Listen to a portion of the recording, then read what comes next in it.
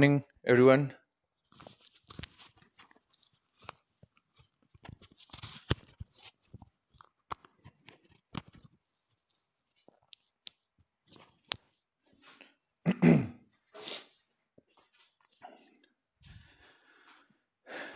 Hello. Good morning, all of you. आवाज आ रही बच्चों? Yes sir, good morning okay okay ठीक। चलिए शुरू करते हैं। नमस्ते सर। नमस्कार। ठीक। सिलेबस बच्चों आपका थर्मल प्रॉपर्टीज ऑफ मैटर ही है और फ्लूइड है, ठीक है, जो अभी तक की इंफॉर्मेशन है। चलिए, तो आज भी हम लोग थर्मल कंडक्शन के बारे में ही बात करेंगे। कल शुरुआत की थी हम लोगों ने और उसी को कंटिन्यू करेंगे आज भी, ठीक है। तो थर्मल कंडक्शन के बारे में मैंने आपको कल बताया था कि स्टेडी स्टेट और नॉन स्टेडी स्टेट दो बताई थी आपको, है ना। Good morning. तो स्टेडी स्टेट में ही मेन सवाल बनेंगे आपके सारे सवाल, ऑलमोस्ट क्या हर सवाल स्टेडी स्टेट पे ही बनेगा, क्योंकि जो हम लोग फॉर्मूला सीखते हैं वो स्टेडी स्टेट के लिए सीखते हैं। तो मान लीजिए अगर आपने एक रॉड का टेम्परेचर इधर T1 पे मेंटेन किया है और इधर एक टेम्परेचर T2 पे मेंटेन किया है, T1 मान के चल रहे हैं ग्रेटर देन T2 है, length of the rod L है। Hello, length of the rod L है, area of cross section of the rod A है, ठीक है। तो जो rate of heat transfer from higher temperature to lower temperature जो हम लोग लिखेंगे dq by dt, it will be equal to k a by l times delta t, ठीक है। तो k कहलाता है thermal conductivity of the material. ये किसी चीज पे डिपेंड नहीं करता, length, area of cross section in चीजों पे डिपेंड नहीं करता, मटेरियल की प्रॉपर्टी होती है। उसके बाद ए एरिया ऑफ क्रॉस सेक्शन हो गया, एल हो गया लेंथ जो हीट कवर करेगी, लेंथ हो गया, डेल्टा टी टेम्परेचर डिफरेंस हो गया, dq by d t rate of heat transfer हो गया। अब जब स्टेडी स्टेट आ जाती है तो इसमें जिस रेट से हीट इनपुट होता है उतने ही रेट में हीट आउटपुट होता है, ठीक है। स्टेडी स्टेट से पहले क्या होता है कि हीट इनपुट और हीट आउटपुट बराबर नहीं होता है। स्टेडी स्टेट आने के बाद जितना हीट इनपुट होगा उतना ही हीट आउटपुट होगा, ठीक है। तो हीट इनपुट बराबर होगा हीट आउटपुट स्टेडी स्टेट में। तो ये चीज कांस्टेंट हो जाती है स्टेडी स्टेट आने के बाद, dq बाई dt ये कांस्टेंट हो जाती है स्टेडी स्टेट आने के बाद, ठीक है। ये बराबर हो गया K A by L into delta T. अच्छा बच्चों, इसमें ना एक चीज है कि जैसे K A into delta T by L, तो डेल्टा टी बाई एल को एक अलग सा नाम दे देते हैं, इसको बोल देते हैं temperature gradient. Temperature gradient, Radhe Radhe. जिस रेट से टेम्परेचर चेंज हो रहा है वो ये डेल्टा टी बाई एल कहलाता है टेम्परेचर ग्रेडियंट, ठीक है। तो स्टेडी स्टेट आने के बाद ये delta T by L constant रहता है टेम्परेचर ग्रेडियंट, ठीक है। यूनिफॉर्मिटी रहती है, टेम्परेचर ग्रेडियंट कांस्टेंट रहता है, ठीक है। हेलो। चलिए बच्चों, ये थोड़ा सा ये डेल्टा टी बाई एल जहां पे भी आपने फॉर्मूला लिखा उसको टेम्परेचर ग्रेडियंट कर लिख लीजिएगा आप, है ना, भूलिएगा नहीं। और बाकी फिर हम लोग अगला डिस्कशन करते हैं। ये जो भी मैंने अभी आपको बताया ये पिछली क्लास में हो चुका है, ठीक है। Non steady state, steady state, और ये स्टेडी स्टेट का डिस्कशन है। Rate of heat transfer it is equal to K A into delta T by L. एक सवाल करते हैं बच्चों इसी पे, टेम्परेचर ग्रेडियंट पे, उसकी मदद से कुछ आपको बताना है। ये मैंने आपको बच्चों कल सब जो बताया था वही चीज है, बस एक एडिशनल टर्म बता दिया टेम्परेचर ग्रेडियंट। तो आप लोग लिख लीजिए इसको, डेल्टा टी बाई एल को हम लोग टेम्परेचर ग्रेडियंट बोलते हैं।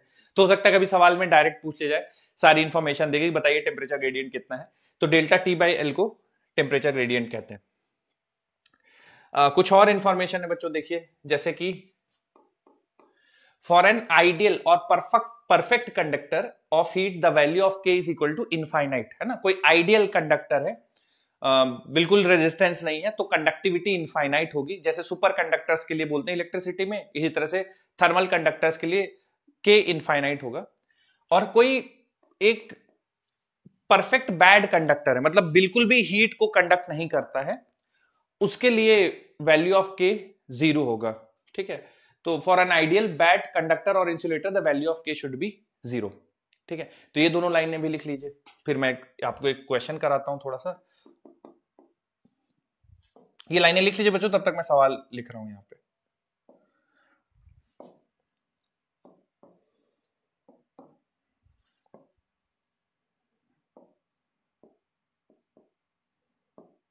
सर बताइए। सर पिछली स्लाइड एक बार रिपीट कर दीजिए, वॉइस ही नहीं आ रही थी हम लोग में 5 मिनट तक। ओके ओके, मैं कर देता हूँ।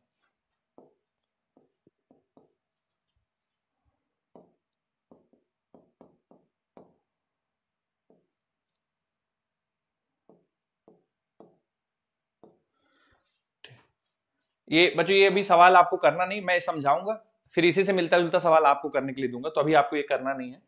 ये बस आप 2 लाइनें नोट कर लीजिए, और जिनका पिछली स्लाइड रह गया मैं फिर से एक्सप्लेन करता हूं। आइडियल कंडक्टर के लिए के इंफिनिटी, और कोई बैड कंडक्टर है, परफेक्ट बैड कंडक्टर, उसके लिए के का वैल्यू 0 होगा।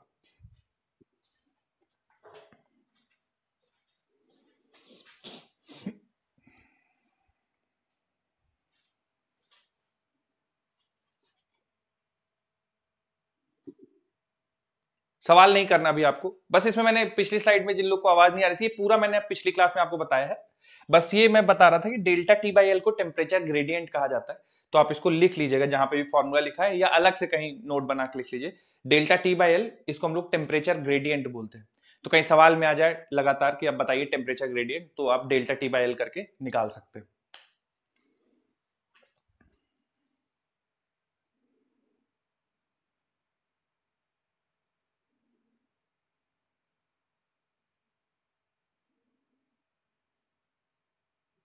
चलिए सर रुक जाइए, लिखिए लिखिए।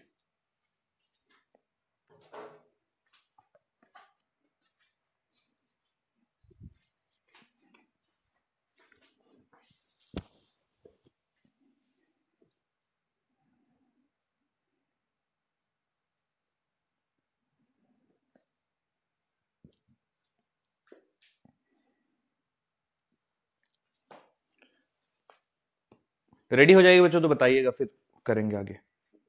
सर बस 1 मिनट। ओके।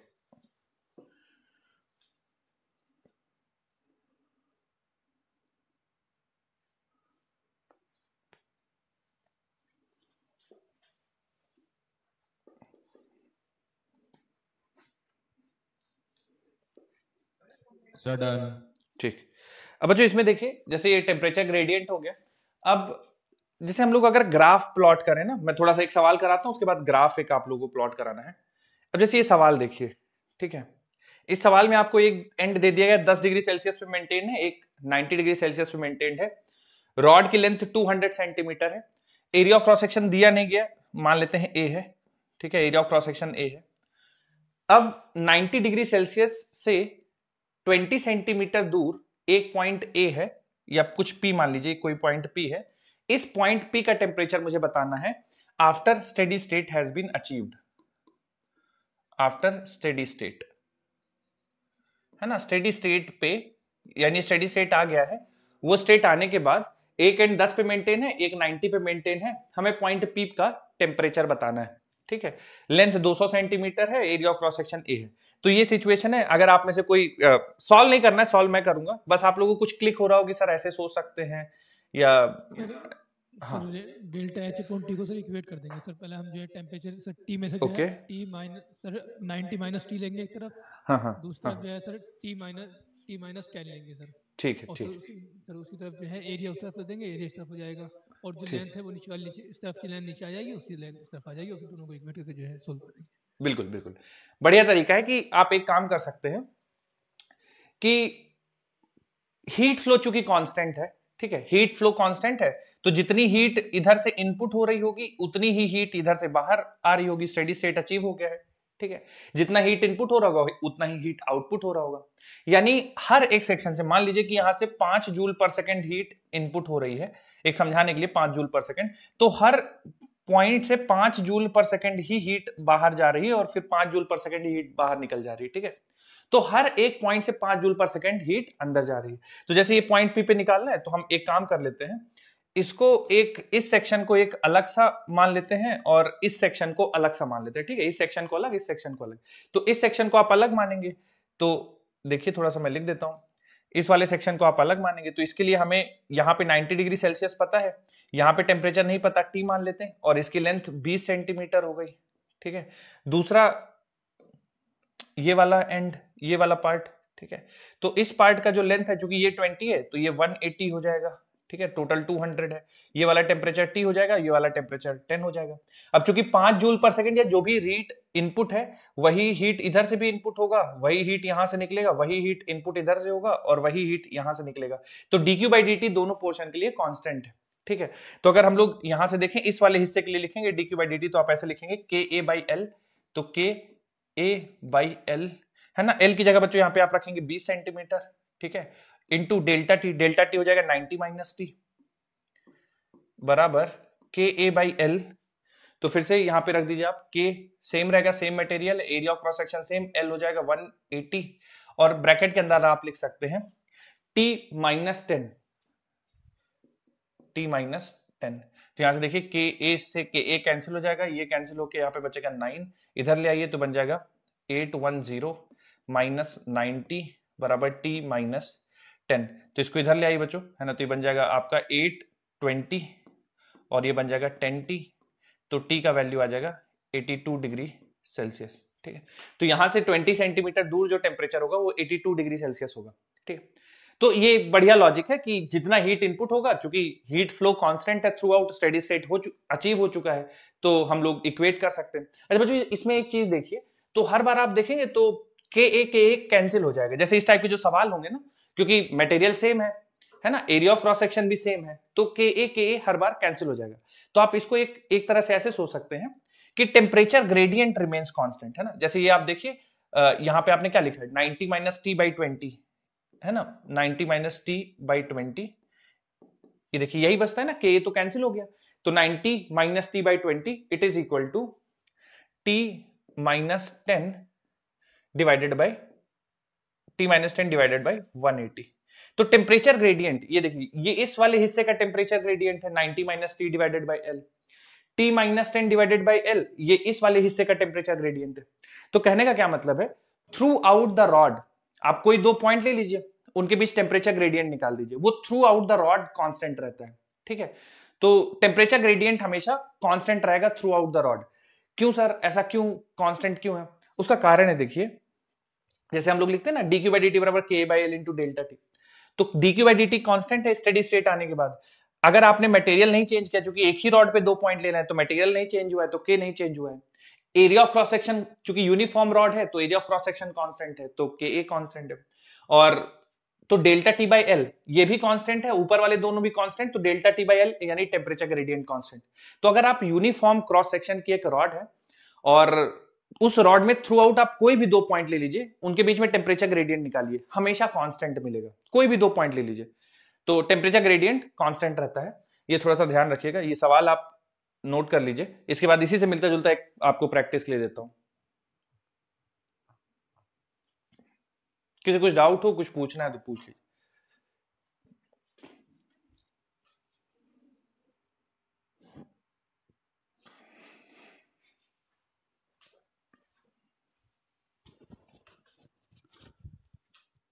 लिख लीजिएगा बच्चों तो बताइएगा।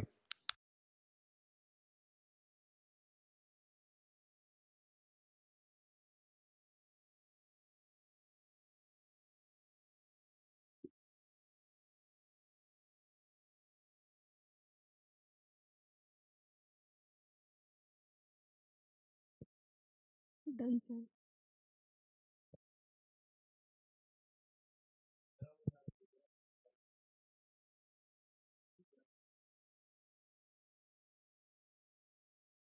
सर ये स्लाइड नंबर कौन सा है?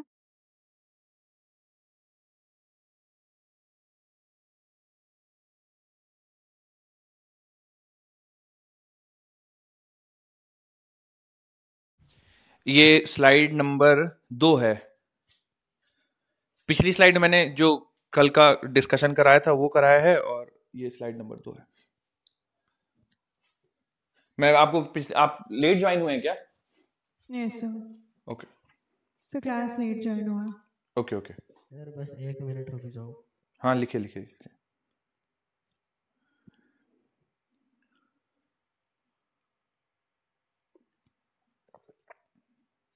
सर बताइए।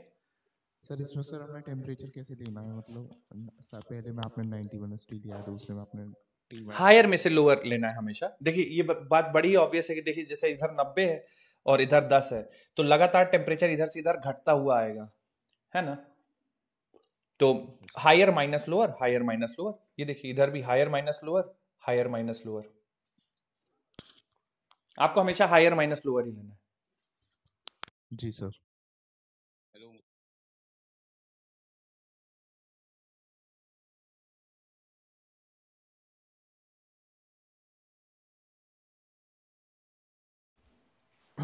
सवाल लगा दूं बच्चों एक?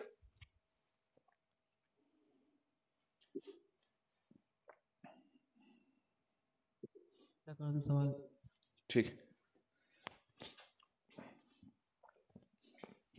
देखो बच्चों एक सवाल करते हैं, सेम कॉन्सेप्ट पे है, कुछ भी चेंजेस नहीं है, सेम। अभी नहीं हुआ सर। अच्छा अच्छा, लिखिए लिखिए लिखिए।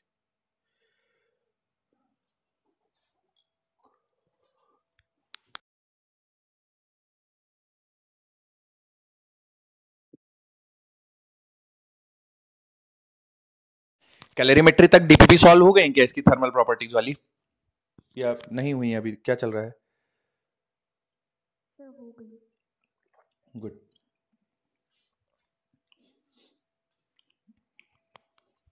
बच्चों बार बार मैं बोलता नहीं हूं, लेकिन डीपीपी अगर आप सॉल्व नहीं कर रहे हैं तो फिजिक्स बहुत तकलीफ देगी आपको, है ना। फिजिक्स में प्रैक्टिस का बहुत ज्यादा इंपॉर्टेंस है।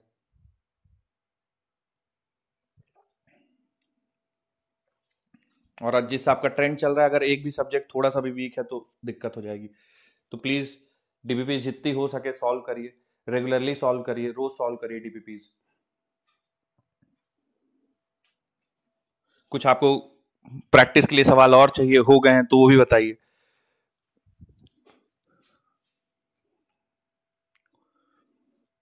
डीपीपीज सर जो चैप्टर रह गए सर उनकी भी वर्कशीट भेजी है आपने, भी ना वर्कशीट जो भेजी थी अब तक। हाँ हाँ, मैंने सबकी भेज दी, शायद थर्मल प्रॉपर्टीज ही रह गया ना, और तो भेज दिया मैंने।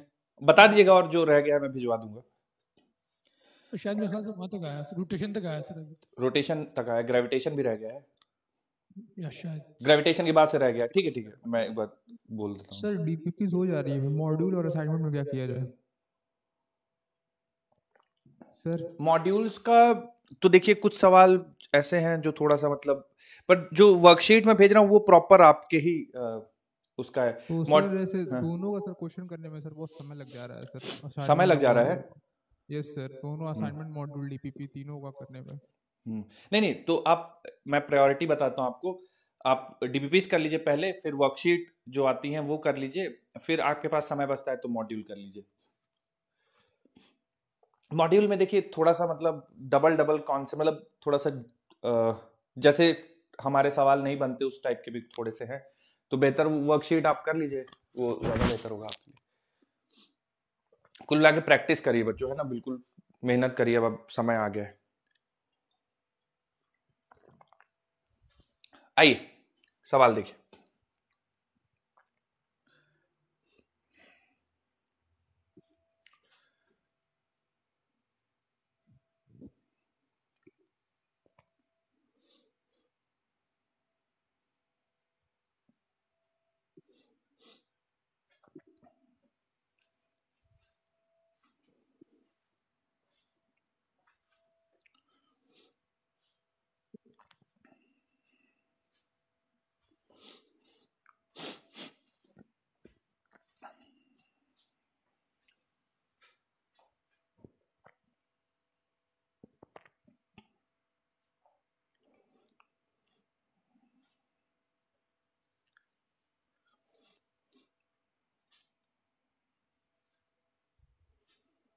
सर ए ऑप्शन आएगा।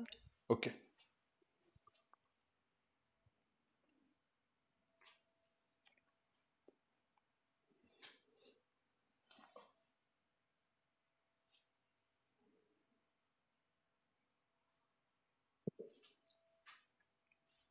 मुझे मुश्किल है क्या सवाल, आंसर नहीं आया अभी तक?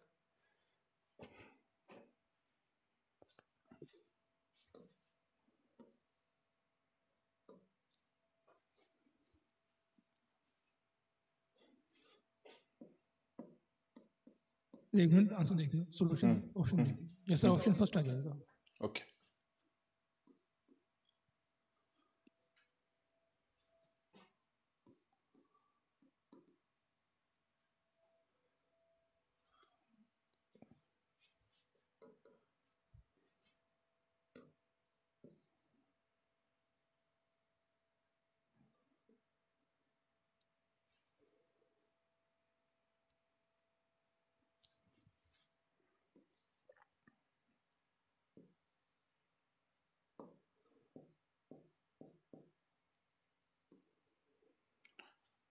बच्चों इतना समय लगना नहीं चाहिए था। आप लोग बताइए भाई क्या आंसर आ रहा है।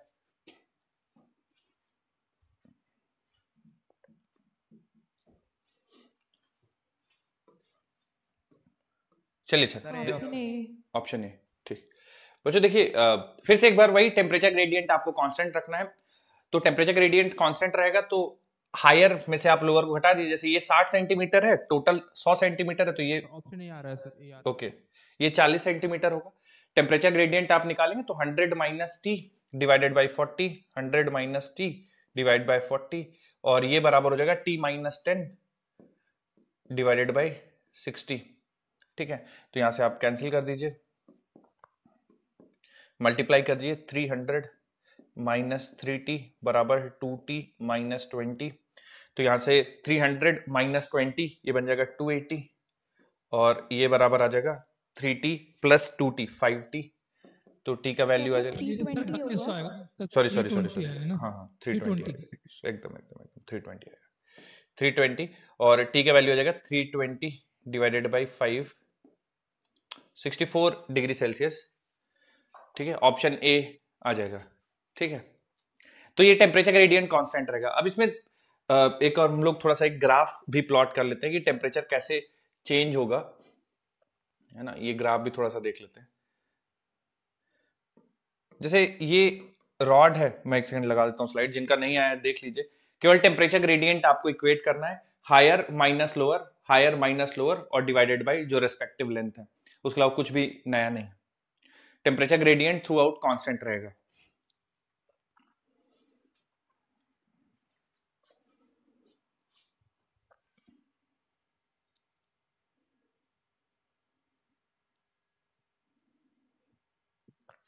चलिए बच्चों, एक थोड़ा सा मैं ग्राफ एक आप लोग को समझाता हूं। ठीक है, हालांकि कोई ऐसा नया नहीं है जो आप बच्चे यही बस लिख लीजिए, है ना। बाकी कैलकुलेशन में आप फिर करते रहिएगा। ये लिख लीजिए 100 माइनस टी डिवाइड बाय 40 बराबर टी माइनस 10 डिवाइड बाय 60।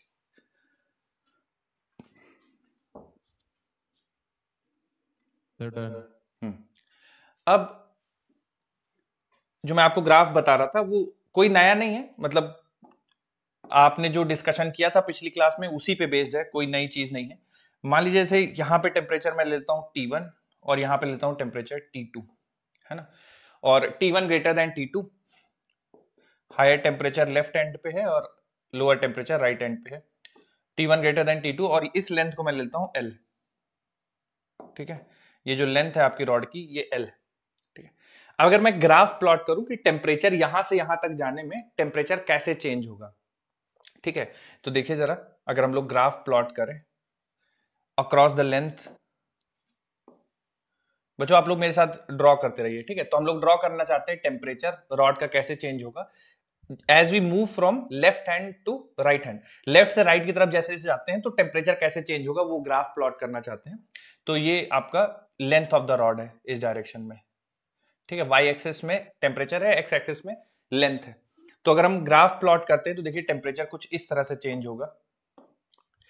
ये T1 हो गया लेफ्ट मोस्ट एंड पे, और ये घटते घटते यहां पे जो भी आपका T2 है। ठीक है, तो ये T1 हो गया आपका टेम्परेचर T1, और ये यहां पे आते आते ये टेम्परेचर आपका T2 हो गया। ठीक है, अब ये स्ट्रेट लाइन रहेगी, है ना। T1 कांस्टेंट, मतलब कांस्टेंट रेट से घटेगा। ठीक है, जो rate of change of temperature है वो कांस्टेंट है। ठीक है, इसीलिए हम लोग बोलते हैं कि जो टेम्परेचर ग्रेडियंट है, जैसे मैंने आपको बोला था कोई दो पॉइंट ले लीजिए, है ना, उन दो पॉइंट्स के बीच में टेम्परेचर ग्रेडियंट निकाल दीजिए तो कांस्टेंट रहेगा।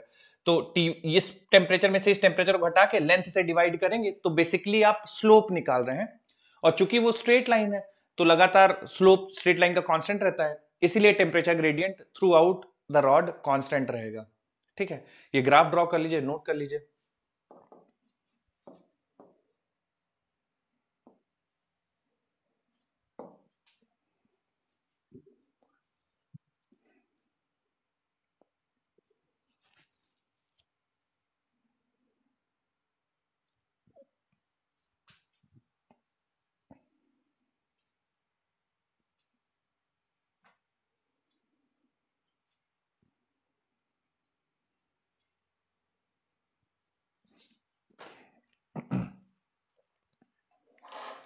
बच्चों नेक्स्ट हम लोग को एक कैटेगरी के सवाल करने हैं, ठीक है, वो नया कोई कॉन्सेप्ट नहीं है जो अगला हम लोग करने वाले हैं, बस एक टाइप का सवाल है जो बहुत बार पूछा जाता है, तो उसको मैं आपको पहले करने का तरीका बताता हूँ, फिर उस पर एक दो प्रैक्टिस कर लेंगे।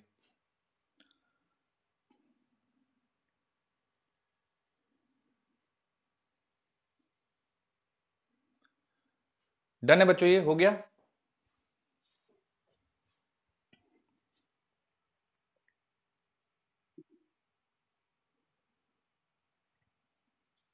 Sir 1 minute. लिखे लिखे।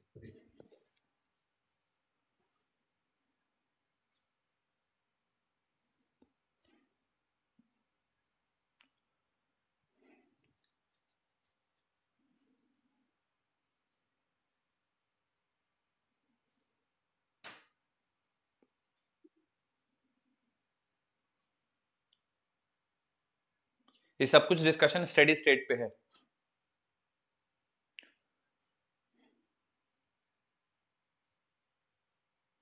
Done sir. ठीक,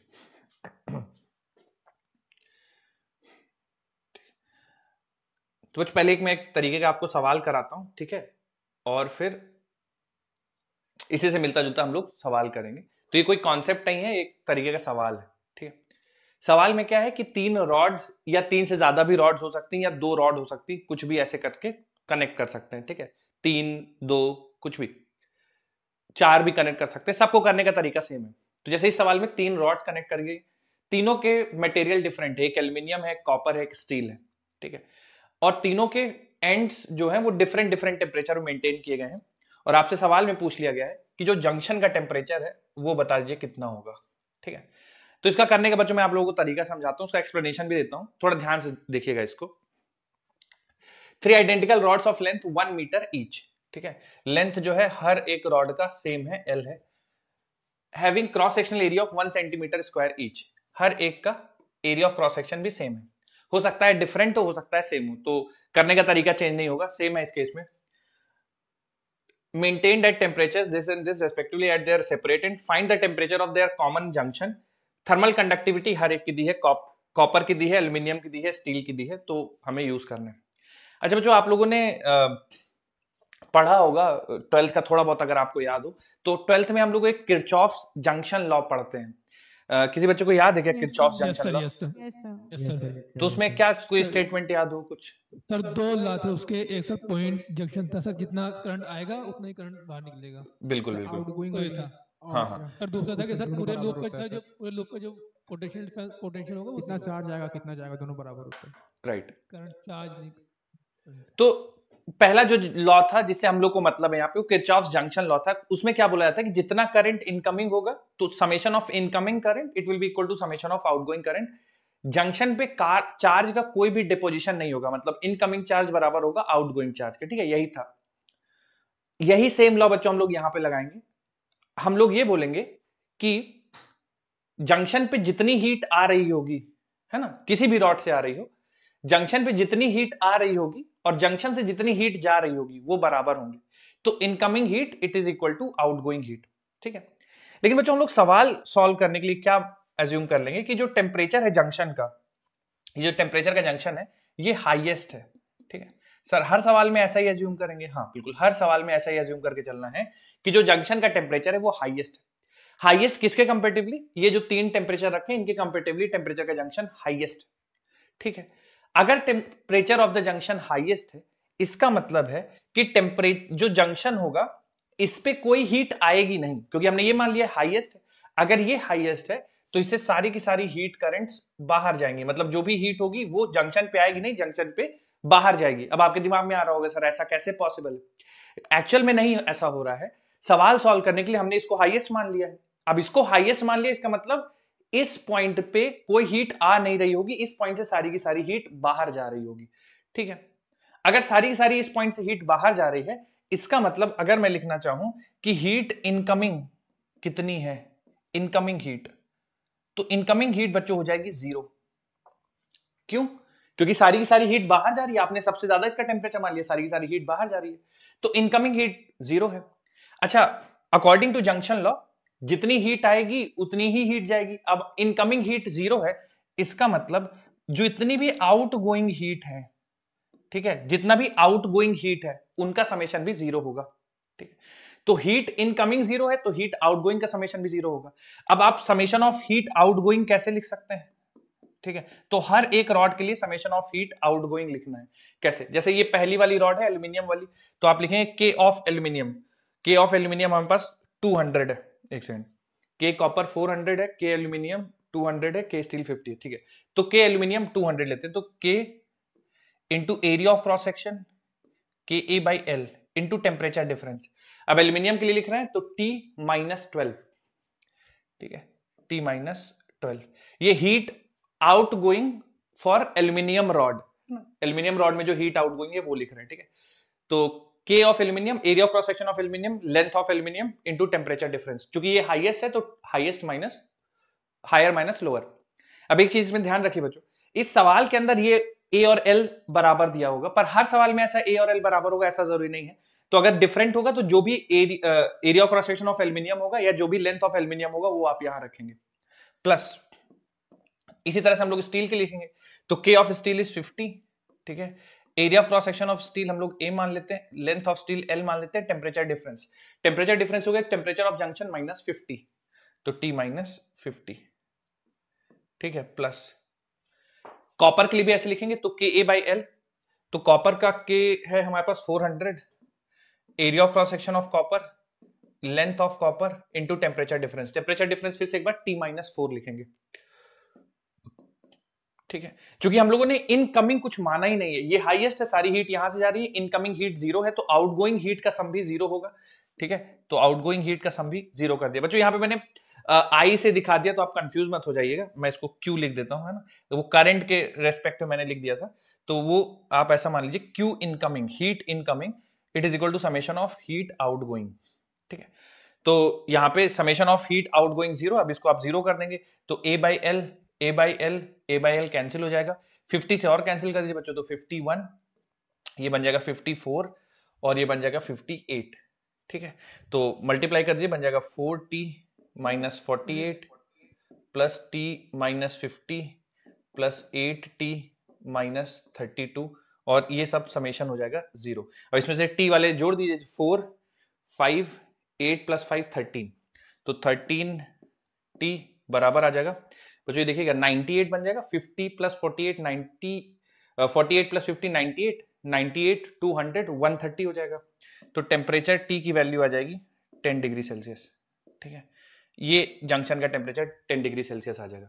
तो हालांकि आपने सबसे हाईएस्ट माना था, ठीक है, फिर भी देखिए टेम्परेचर आपका आया है 10 डिग्री सेल्सियस, तो मतलब इधर से हीट आएगी, इधर से हीट आएगी और पूरी की पूरी हीट कॉपर वाले वायर से चली जाएगी। ठीक है, तो आप ध्यान रखिएगा, हाईएस्ट मानिएगा जंक्शन का टेम्परेचर और सबका हीट लिख के dq बाई dt की वैल्यू लिख के सबका इक्वल टू 0 कर दीजिएगा। नोट कर लीजिए, फिर इसी से मिलता जुलता एक सवाल करते हैं। किसी कुछ डाउट हो, कोई चीज नहीं समझ में आई होगी ये कैसे लिख दिया तो पूछ सकते हैं।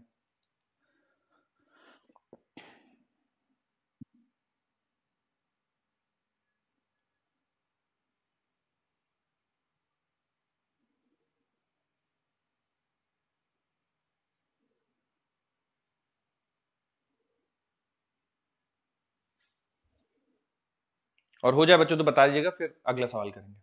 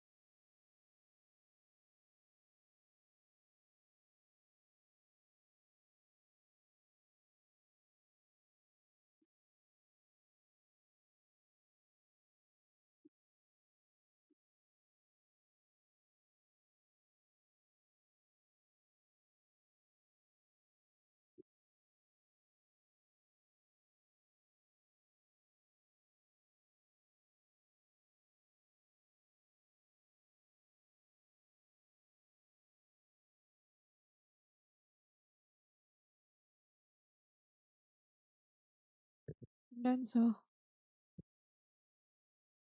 ओके, बच्चों हो गया सबका? लगा दूं सवाल एक? No sir sir. अभी नहीं हुआ सर, लिखिए लिखिए। थोड़ा सा रहता है। और बच्चों जब भी आप नोट करते हैं ना, तो जैसे एक बार आप समझ लिए तो आपको एक्सपेक्टेड ये है कि आप अपने से खुद से लिखें, है ना। जहां पे आपको लगे कि यार ये सर ने कैसे करा है, जहां पे आप स्टक फील करें, फिर आप देख सकते हैं बोर्ड। बट कोशिश कीजिए कि खुद से ही लिख लें एक बार समझने के बाद। Okay sir.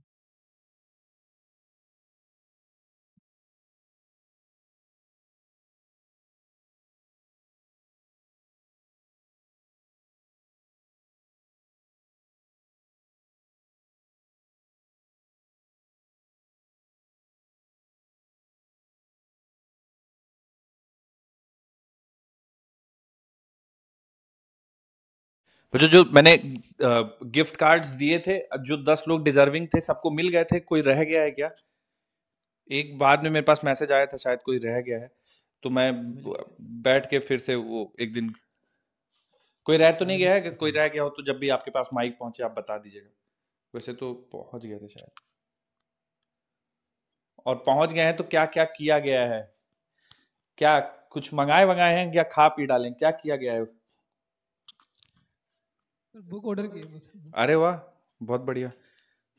The last Mughal के नाम से की थी। ठीक है।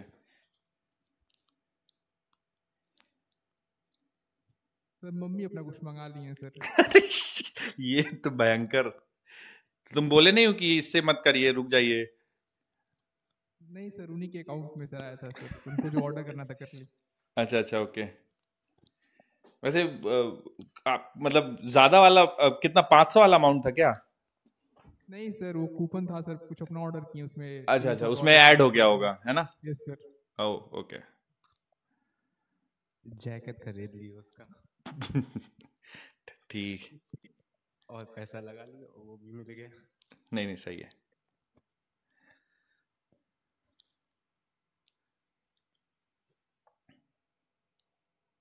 चलिए आइए सवाल करते हैं बच्चों, इसी पे एक सेम कॉन्सेप्ट पे। देखिए थोड़ा सा।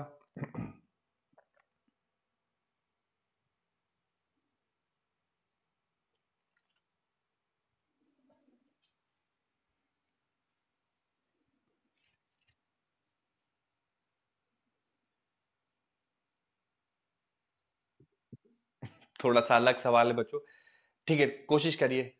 एग्जैक्ट वही नहीं है, थोड़ा सा अलग, but let's see.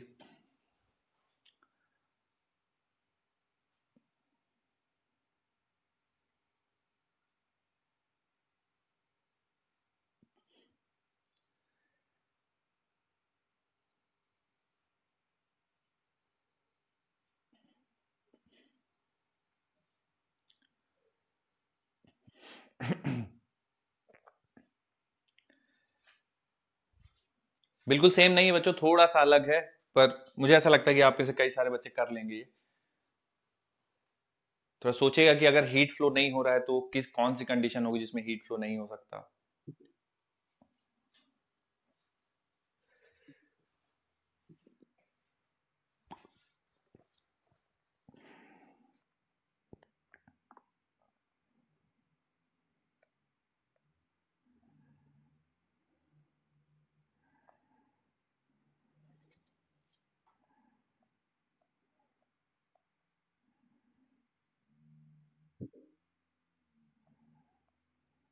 Sir 7:2। 7:2, okay.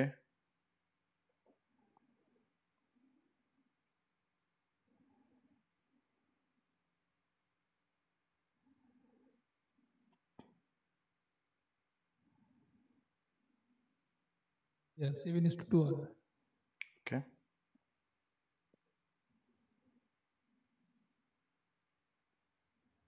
Sir 7:2।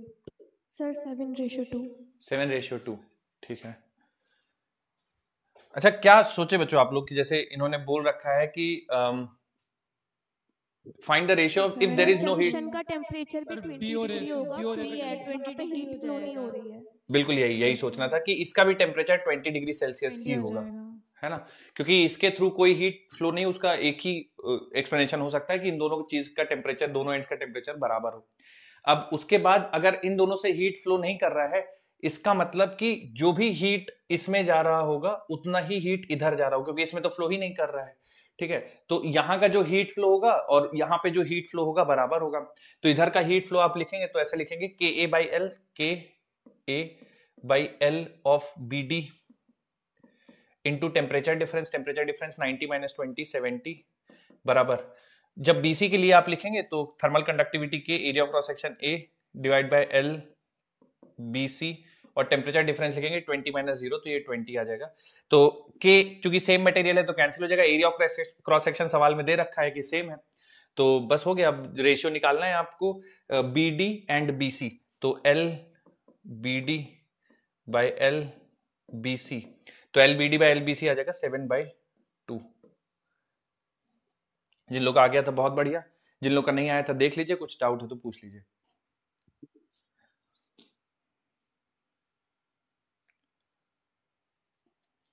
ये पिछले वाले कॉन्सेप्ट पे बेस्ड नहीं था, ये जनरल ऐसा ही था। एक और सवाल करते हैं। हाँ बताइए सर। एक बार बी पर टेम्परेचर बता दीजिए, 20 डिग्री सेल्सियस कैसे होगा? क्योंकि इन्होंने कहा है ना कि find the ratio of length BD and BC if there is no heat flow in AB. तो अगर एबी में कोई हीट फ्लो नहीं हो रहा है, इसका मतलब इस एंड और इस एंड का टेम्परेचर सेम होगा, क्योंकि अगर टेम्परेचर डिफरेंस हो गया तो हीट फ्लो कर जाएगी। ठीक है, तो इसलिए इन दोनों पॉइंट का टेम्परेचर सेम होना चाहिए। तो ए का 20 है तो इसलिए बी का भी 20 होना चाहिए।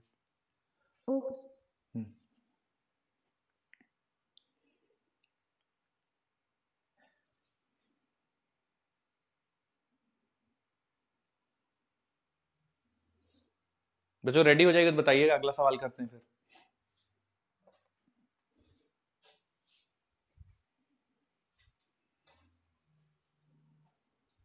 Done sir. Okay done sir. ठीक।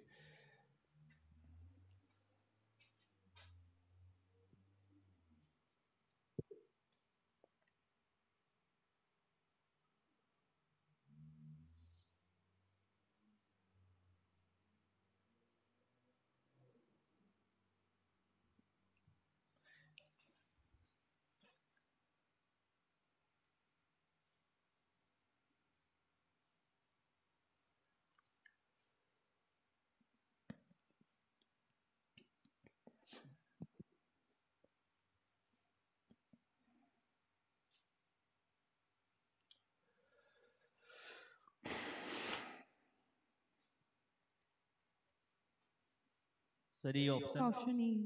Okay 60 degree. 60 डिग्री। ठीक है सर ई ऑप्शन। ठीक। Sir 60 degree. ओके, बाकी लोग भी कर लीजिए बच्चों, ये सबका सही आना चाहिए। कुछ भी नहीं है इस सवाल में जो आपको नहीं पता हो, जो सीखा है उसी को बस अप्लाई करना है आपको।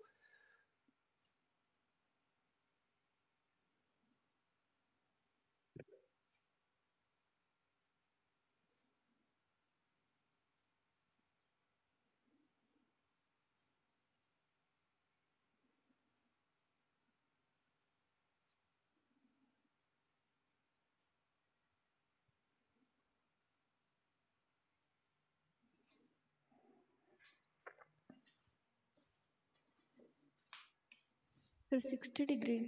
ठीक। ऑप्शन ई आ रहा है ठीक 60 डिग्री। बच्चों इसमें जंक्शन का टेम्परेचर पूछा गया। एक बार फिर से आप मान लीजिए हाईएस्ट टेम्परेचर जंक्शन का ही है, टी मान लीजिए इसको। ठीक है यहाँ पे, और फिर वही आपके A by L into delta T सब में कर दीजिए।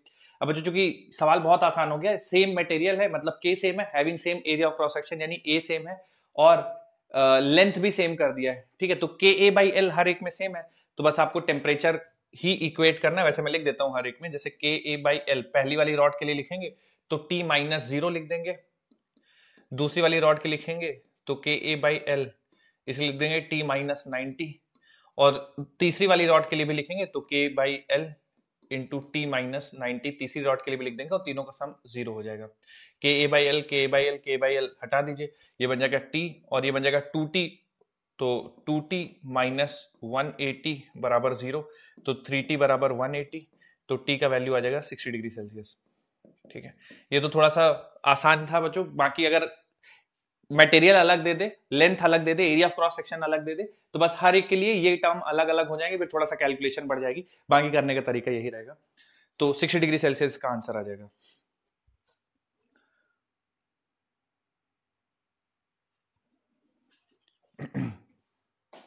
पूछ लेता हूं जरा कितने बच्चों का आ गया था। मुरादाबाद 09 कितने बच्चों का आ गया था? Moradabad 09, good good. मथुरा 203, ठीक। जौनपुर, ठीक। मुरादाबाद 11, ठीक। चलिए आइए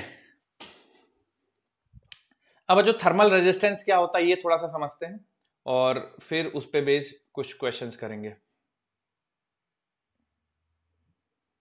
थर्मल रेजिस्टेंस टू कंडक्शन, तो देखिए थर्मल रेजिस्टेंस हीट करंट की तरह हम लोग यहां पे देखेंगे कि जो हमारा dq बाई dt है उसको हीट करंट से इक्विवेलेंट मानेंगे और फिर थर्मल रेजिस्टेंस डिफाइन करेंगे। कैसे थर्मल रेजिस्टेंस डिफाइन करते हैं मैं थोड़ा सा आपको समझाता हूं, यहां बोर्ड पे ध्यान से देखिएगा। अगर आपको थोड़ा बहुत बेसिक ओम्स लॉ, बच्चों ये सब पता है ना आपको कि ओम्स लॉ क्या होता है इलेक्ट्रिसिटी के लिए? डेल्टा वी बराबर ओम्स लॉ आ रहा है सर, आई आर, बिल्कुल है ना, डेल्टा वी बराबर आई आर। तो इसी से बच्चों, इसी लॉ से हम लोग कंपेयर करेंगे और थर्मल रेजिस्टेंस की वैल्यू को निकालने की कोशिश करेंगे। मान लीजिए रॉड है, इसका एक एंड T1 पे मेंटेन्ड है, दूसरा एंड T2 पे मेंटेन्ड है, T1 ग्रेटर देन T2, ठीक है। स्टेडी स्टेट अचीव हो चुका है। Length of the rod L ले लेते हैं, area of cross section of the rod is A, ठीक है। Area of cross section of the rod is A। अब स्टेडी स्टेट अचीव हो गया, मतलब heat current flowing throughout the rod constant है। तो हीट करंट या dq by dt, इसी को बच्चों हम लोग हीट करंट बोलेंगे, ठीक है, या थर्मल करंट बोलेंगे, जो भी आप इसको बोलना चाहें, हीट करंट या thermal current, dq by dt। Rate of flow of heat, तो जैसे करंट होता था rate of flow of charge, तो ये rate of flow of heat, ठीक है, इसको हम लोग थर्मल करंट बोलेंगे। It is equal to K A by L into delta T, ठीक है। तो जैसे डेल्टा टी यहां पे ड्राइविंग फैक्टर है हीट करंट का, कि अगर टेम्परेचर डिफरेंस होगा तो ही हीट करंट फ्लो करेगी, अगर टेम्परेचर डिफरेंस नहीं है तो हीट करंट फ्लो नहीं करेगी। अगर आप T1 और T2 दोनों की वैल्यू बराबर रख देंगे तो हीट फ्लो नहीं करेगी। तो उसी जैसे करंट के फ्लो करने के लिए पोटेंशियल डिफरेंस जरूरी है, उसी तरह से हीट के फ्लो करने के लिए टेम्परेचर डिफरेंस जरूरी है।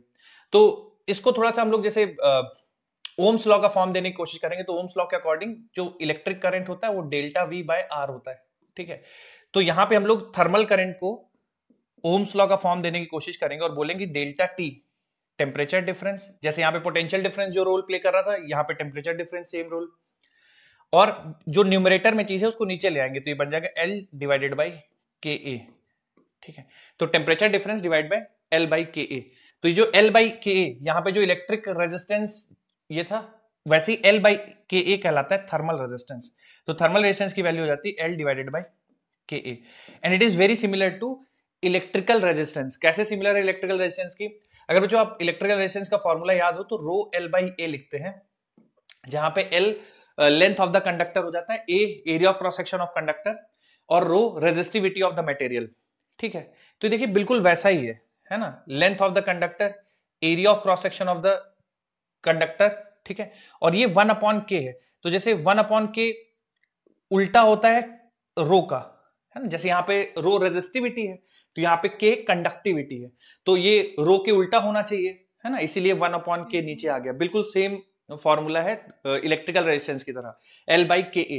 तो L बाई के ए आपका कहलाता है थर्मल रेजिस्टेंस, ठीक है। अब डिफरेंट आप अरेंजमेंट्स लगाते हैं, है ना, सीरीज में जैसे इलेक्ट्रिकल रेजिस्टेंस सीरीज में लगाते हैं, पैरेलल में लगाते हैं, वैसे ही आप डिफरेंट रॉड्स को भी सीरीज या पैरेलल में लगा सकते हैं, ठीक है। तो आप पहले थर्मल रेजिस्टेंस क्या होता है नोट कर लीजिए, फिर सीरीज पैरेलल अरेंजमेंट्स करते हैं, लिख लीजिए इसको। थर्मल रेजिस्टेंस का फॉर्मूला L बाई के ए,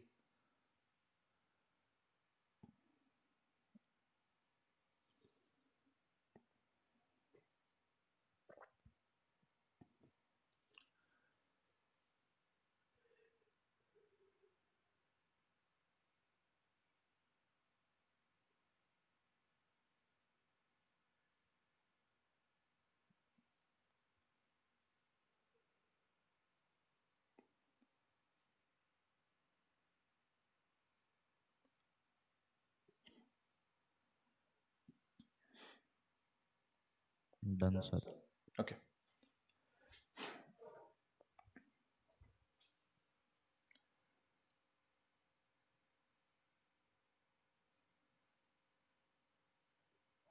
तो बच्चों आपसे सवाल में डायरेक्ट बोला जा सकता है कि कोई रॉड दे देगा, उसका एरिया ऑफ क्रॉस सेक्शन दे देगा, लेंथ दे देगा, थर्मल कंडक्टिविटी दे देगा और पूछ देगा इस रॉड का थर्मल रेजिस्टेंस बताइए, तो आप सिंपल L/K फॉर्मूला लगा के निकाल सकते हैं। मैं कुछ सवाल आपको कराऊंगा इस पे, पर थोड़ा सा सीरीज पैरेलल अरेंजमेंट इसके पढ़ाने के बाद कुछ सवाल भी कर लेंगे इस पे। Done sir. ठीक, थर्मल रेजिस्टेंस L/Ka। अब इनका बच्चों सीरीज अरेंजमेंट और पैरेलल एक सेकंड बोलिए। लिखिए लिखिए लिखिए। क्या कह रहे हो सर? इनका सीरीज और पैरेलल अरेंजमेंट भी देखते हैं। Done sir. ठीक, डन सर। ओके। अब थोड़ा सा आप इसका सीरीज और पैरेलल अरेंजमेंट भी देखिए। Equivalent conductivity for heat flow through slabs in series. तो सीरीज में अगर हम लोग स्लैब कनेक्ट कर देते हैं तो उनका इक्विवेलेंट थर्मल कंडक्टिविटी कैसे निकालते हैं मैं बताता हूं थोड़ा सा। जैसे मान लीजिए दो स्लैब है, ठीक है, एक स्लैब 1 है और ये उसी के साथ अटैच दूसरा स्लैब 2 है, ठीक है, ये स्लैब 2 है। इसका थर्मल कंडक्टिविटी मान लेते हैं K1 है, इसका थर्मल कंडक्टिविटी K2 है, ठीक है, सीरीज में लगे हुए है ना। आपने इस एंड पे कुछ टेम्परेचर T1 मेंटेन कर रखा है और इस एंड पे कुछ टेम्परेचर T2 मेंटेन कर रखा है, T1 ग्रेटर देन T2, ठीक है। स्टेडी स्टेट अचीव हो चुका है, मतलब जितना हीट इधर से इनपुट होगा, जितनी हीट करंट इधर से इनपुट होगी, जितनी थर्मल करंट इधर से इनपुट होगी, उतनी ही थर्मल करंट इधर से आउटपुट मिलेगा आपको, ठीक है। तो thermal current input is equal to thermal current output. अब जैसे सीरीज अरेंजमेंट्स ऑफ रजिस्टर में होता था कि current flowing through resistors constant रहती है। जैसे आप दो रजिस्टर्स को कनेक्ट कर दिए सीरीज में, तो जितना करंट पहले वाले रजिस्टर से फ्लो करेगा उतना ही करंट दूसरे वाले रजिस्टर से भी फ्लो करेगा, ठीक है। और आर इक्विवेलेंट इस केस में लिखते थे आप, जब सीरीज कॉम्बिनेशन लिखते थे रजिस्टर्स का, कितना लिखते थे बच्चों सीरीज कॉम्बिनेशन ऑफ रजिस्टर्स के लिए आर इक्विवेलेंट? अगर मान लीजिए ये R1 है और ये R2 है तो R1 plus R1 plus R2। तो अगर हम दो स्लैब्स को कनेक्ट कर दिया हम लोगों ने, ठीक है, और इस पूरे सिस्टम का हमको थर्मल रेजिस्टेंस लिखना है, तो आर थर्मल ये भी ऐसे ही लिखेंगे जैसे सीरीज के लिए लिखते थे इलेक्ट्रिकल रेजिस्टेंस के लिए R1 प्लस R2। तो R1 की वैल्यू होती है बच्चों L/Ka। मैं इसका लेंथ मान लेता हूं L1, ठीक है, और इसका लेंथ मान लेते हैं हम लोग L2, ठीक है।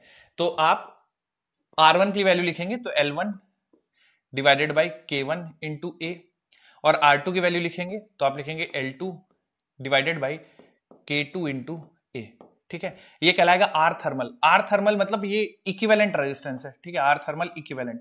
तो आर थर्मल इक्विवेलेंट आप लिखेंगे तो थोड़ा सा बच्चों हेल्प करिएगा मेरी यहाँ पे।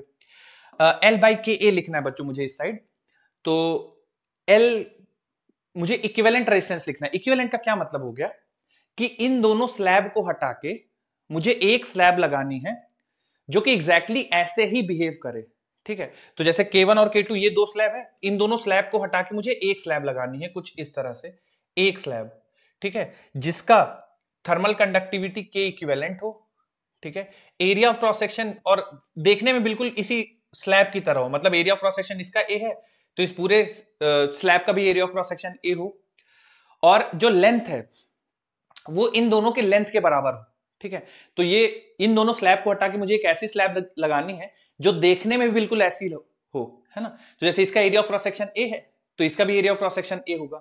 इसका अगर लेंथ L1 प्लस L2 है तो इसका भी लेंथ L1 प्लस L2 होगा, ठीक है। तो जब मैं इस साइड लिखूंगा तो देखिए आर इक्विवेलेंट, तो L/Ka, तो L होगा L1 प्लस L2, ठीक है, और divided by K equivalent into area A, ठीक है। L1 plus L2 total length हो गई, area of cross section A हो गया, और K इक्विवेलेंट इसका इक्विवेलेंट थर्मल कंडक्टिविटी हो गई।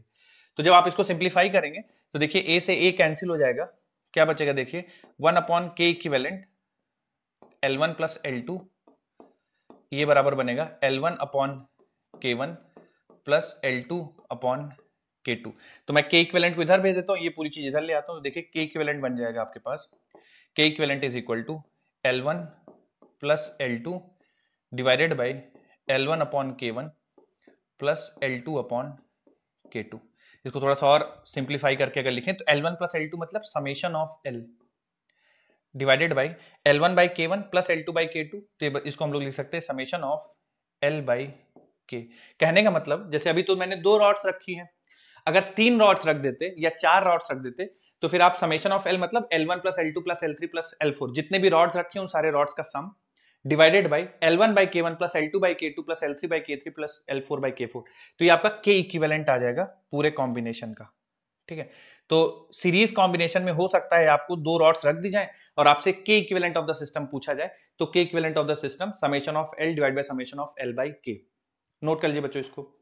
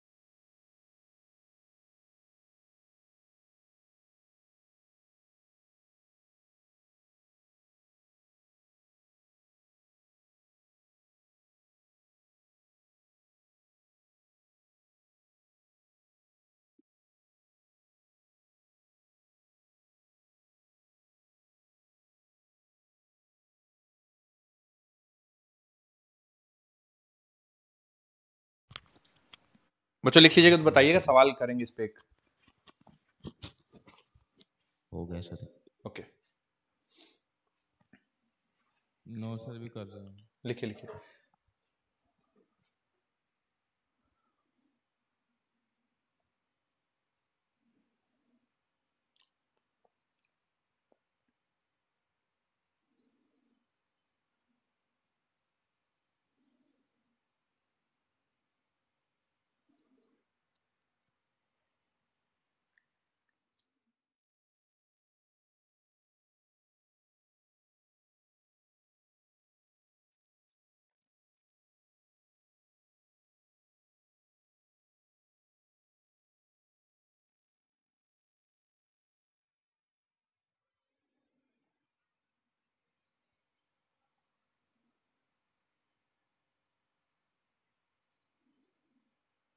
Done sir. ओके,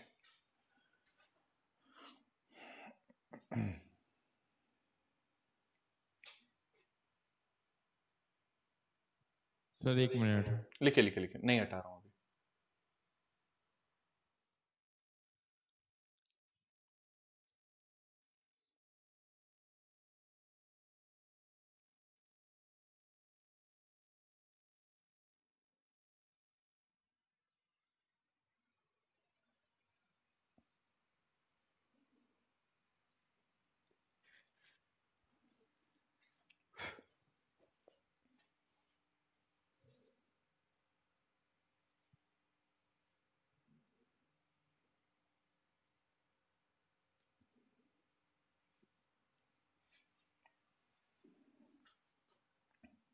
अब हटा दूं बच्चों, लगा दूं सवाल एक? Yes sir. ठीक, ये देखिए। अच्छा, इसमें बच्चों इन्होंने टेम्परेचर ऑफ कॉमन इंटरफेस पूछा है, तो वो हम लोग बाद में करेंगे। मैं कुछ सवाल लिख देता हूं जो आपको करना है। पहला पार्ट आपको बताना है R1 की वैल्यू बतानी, ये जो पहला ये लिखा हुआ है इसकी वैल्यू बतानी है, रेजिस्टेंस 1। दूसरा आपको बच्चों R2 की वैल्यू बतानी है, thermal resistance of second conductor. तीसरा आपको बताना है K equivalent of this system. चौथा आपको बताना है thermal current passing through this system. पांचवा आपको बताना है टेम्परेचर ऑफ द जंक्शन। तो इतनी सारी चीजें आपको बतानी है, 5 चीजें आपको बतानी है।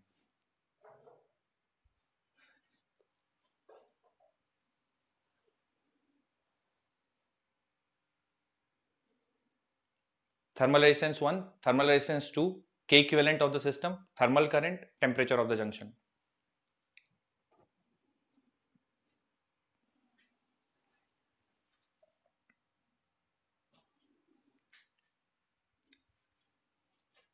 जैसे जैसे जो आंसर आते जाए बच्चों बताइएगा। R1 का वैल्यू अगर आ गया हो तो बताना चाहें। अच्छा, इसमें एक चीज मिसिंग है बच्चों, area of cross section.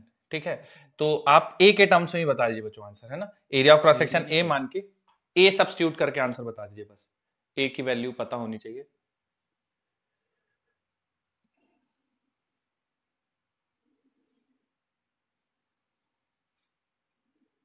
R1 की वैल्यू 1/100 आ जाएगी।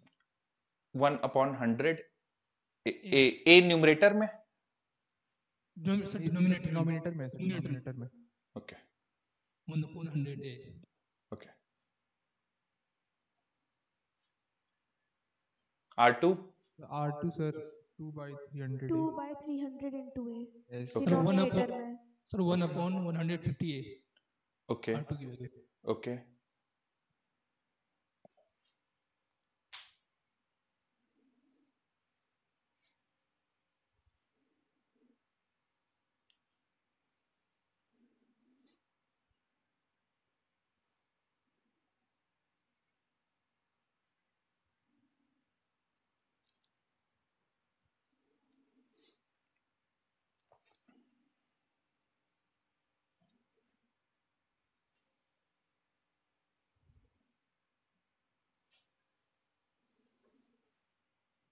के इक्विवेलेंट 1/60 A।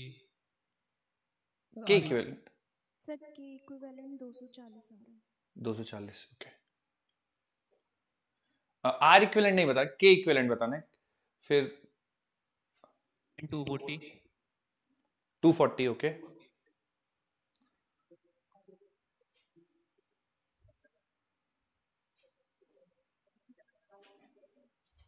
बच्चों मैं भी लिखते जा रहा हूं, आप में से किसी को भी किसी भी पार्ट में डाउट हो कि सर ये कैसे लिख दिया, तो आप मुझसे पूछ लीजिएगा, मैं एक्सप्लेन कर दूंगा।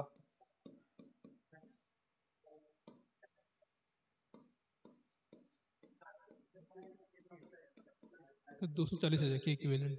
ओके के equivalent 240। Okay.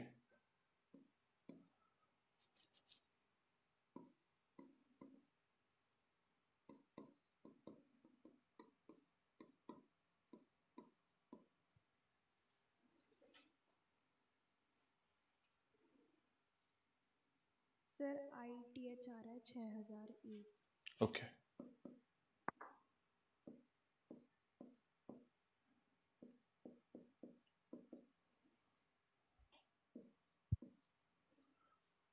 Sir IT 6000 A आया है। ओके 6000 है।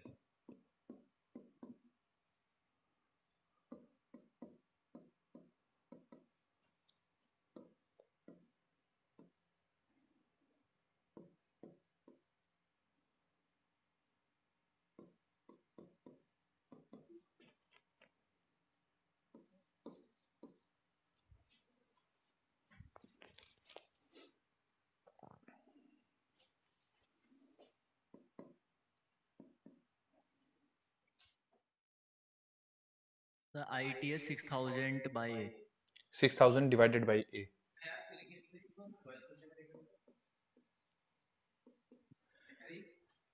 बच्चों देखिए R1 R2 के इक्विवेलेंट यहां तक कर दिया, मैं आई थर्मल और टेम्परेचर T भी करता हूं। थोड़ा सा मैं ये तीन पहले समझाता हूं। L/K सिंपल फार्मूला बच्चों, R1 की वैल्यू निकालनी थी, L/K फार्मूला यूज करा। लेंथ 2 मीटर है, K 200 है, area of cross section A मान लिया, सवाल में दिया नहीं हुआ है, A मान लिया। कुछ वैल्यू दे रखते तो यहाँ पे सब्स्टिट्यूट करते थे। R2 की वैल्यू फिर से L/K सिंपल यूज कर दिया, कुछ भी नया नहीं किया है। K इक्विवेलेंट का formula summation of L divide by summation of L/K। Summation of L का मतलब होता है L1 प्लस L2, तो 2 + 2 4। समेशन ऑफ L/K का मतलब होता है L1/K1, तो L1/K1 प्लस L2/K2, तो L2/K2। ठीक है, सिंप्लीफाई किया, एलसीएम लिया, आंसर 240। अब थर्मल करंट निकालना है बच्चों, तो देखिए एक तो ये है कि आप पहले टेम्परेचर निकाल दे जंक्शन का, फिर करें, लेकिन हमें टेम्परेचर नहीं पता है, तो आप R इक्विवेलेंट निकाल दीजिए इस पूरे सिस्टम का। ठीक है, R इक्विवेलेंट क्या होगा, जो कि सीरीज में लगे तो R1 + R2 होगा, तो 1/100 A प्लस 1/50 A। ठीक है, ये आपका R इक्विवेलेंट होगा। तो एलसीएम मैं ले लेता हूं 300 A। ठीक है, तो ये बन जाएगा आपका 3 + 2, तो R इक्विवेलेंट आ जाएगा आपका 5 डिवाइडेड बाई 300 A। ठीक है, तो 1/60 A, ये R इक्विवेलेंट आ जाएगा। अब आई थर्मल, तो पोटेंशियल डिफरेंस अपॉन रेजिस्टेंस, तो यहाँ पे temperature difference upon equivalent resistance, तो टेम्परेचर डिफरेंस बच्चों यहाँ पे देखिए 100 और 0, तो 100 माइनस 0, टेम्परेचर डिफरेंस 100 का हो गया, और आर इक्विवेलेंट 1/60A, तो ये ऊपर चला जाएगा बच्चों, तो 6000 A आएगा। बच्चों आप लोग देख लीजिए, आप लोग का भी यही आया क्या, 6000 A आएगा सर ये थर्मल करंट? सही है सर, सही है। तो टेम्परेचर 40 आ रहा है जंक्शन, टेम्परेचर 40 आ रहा है। 40 आ रहा टेम्परेचर है। 40, ओके। अच्छा बच्चों, टेम्परेचर के लिए आप लोगों ने मतलब क्या सोचा कि सर ऐसा करना ठीक रहेगा टेम्परेचर के लिए? सर के डेल्टा टी अपॉन L1 लगा लेते हैं सर, इसमें A भी सेम है और L भी सेम है, तो फिर K इंटू डेल्टा टी यानी K into 100 minus t is equal to sir ये वाला फॉर्मूला लगाया, H is equal to K delta t upon L, okay और ठीक है, H की जगह यही लिख दिया 6000 A। H की जगह 6000 A लिख दिया, ओके ठीक है। सर वो तो सर ITH वाला फॉर्मूला लगाया था सर, ऐसे डेल्टा बिल्कुल हीट सेम होगी ना, सीधा आई निकल गया, तो सीधा निकल गया। बिल्कुल बिल्कुल कर सकते हैं आप। और तो देखिए बच्चों, जितनी हीट इनपुट है उतनी ही हीट आउटपुट है, ठीक है। तो आप लगा दीजिए, जितनी हीट इधर से जा रही, तो कैसे आप लिख पाएंगे, जैसे टेम्परेचर निकालना है मुझे, ठीक है, तो यहाँ का जंक्शन का टेम्परेचर T मान लीजिए, इधर से हीट इनपुट की इक्वेशन लिख दीजिए, तो dq by dt KA by L, तो K की वैल्यू दी हुई है 200, A by L, L की वैल्यू 2 है, KA by L into delta T, delta T की वैल्यू हो जाएगी 100 माइनस टी, और ये बराबर होगा KA by L, तो 300 KA by L, और टेम्परेचर डिफरेंस T माइनस 0। तो ये हीट इनकमिंग, इस वाले पोर्शन में जो हीट जा रही है वो ये लिखी हुई है, और इस पोर्शन में जो हीट जा रही है उसकी इक्वेशन ये लिखी हुई है, दोनों बराबर होंगी क्योंकि स्टेडी स्टेट है। उसके बाद जो जो कैंसिल हो रहा है कैंसिल कर दीजिए, A/2 कैंसिल, 0, इधर मल्टीप्लाई करेंगे बच्चों 200 माइनस 2T, और ये बराबर आ जाएगा 3T, तो 5T बराबर 200 आ जाएगा, तो 5T बराबर 200 बाय 5, 40 डिग्री सेल्सियस टेम्परेचर आ जाएगा आपका जंक्शन का। बच्चों यही आया था आप लोगों को, 40 डिग्री सेल्सियस आया था आप लोग का temperature of junction, yes sir. ठीक। तो इस तरह से आप कर सकते हैं। अब किसी को इनमें से किसी भी पार्ट में बच्चों कुछ भी कंफ्यूजन है कि सर ये क्यों कर दिया, या इस जगह कुछ और यूज कर सकते थे, या कोई चीज समझ में नहीं आई हो जो मैंने बोली हो, बिल्कुल पूछ सकते हैं आप। इसके बाद पैरेलल का करेंगे।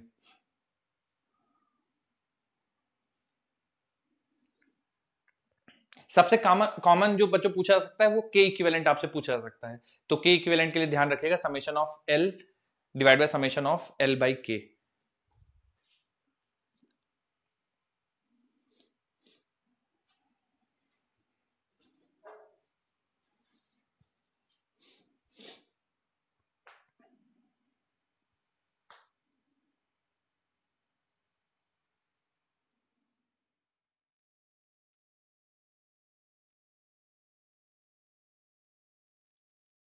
जब नोट हो जाए बताइए बच्चों, फिर अगला सवाल, अगला कॉन्सेप्ट।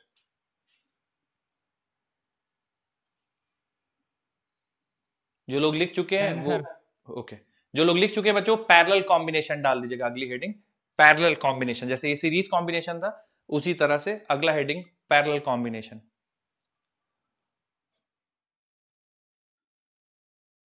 और अगर आप खुद से डिराइव करना चाहें बच्चों, सेम है, मैं अभी कराऊंगा वैसे, पर जो लोग लिख चुके हैं खुद से अगर करना चाहते हैं तो आप डिराइव कर सकते हैं। के इक्विवेलेंट निकालना है, दो स्लैब पैरेलल में कनेक्शन है और आपको के इक्विवेलेंट निकालना है। जिन लोग का हो गया है, करना चाहते हैं तो एक बार खुद से कोशिश करिए, मैं तो करा ही रहा हूं आपको।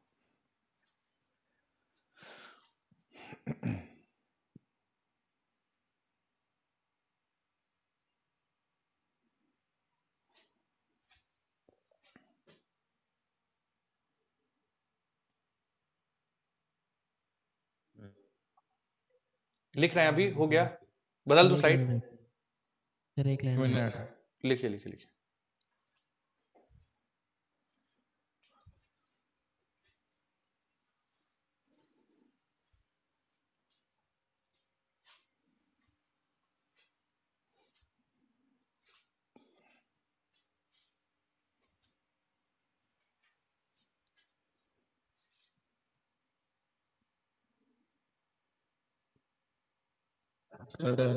ओके सर एक मिनट, लिखिए लिखिए लिखिए। सर पैरेलल वाले में sir Q1 plus Q2 K1 plus K2 आएगा पैरेलल के लिए। सर हो गया।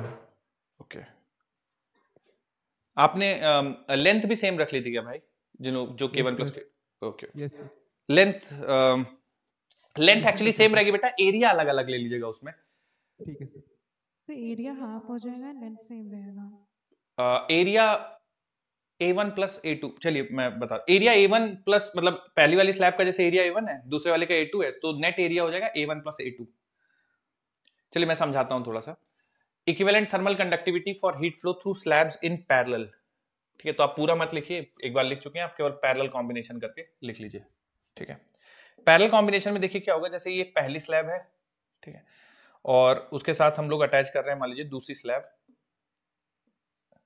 ये दूसरी स्लैब है, ठीक है, इसका थर्मल कंडक्टिविटी K1 है और लेंथ L है।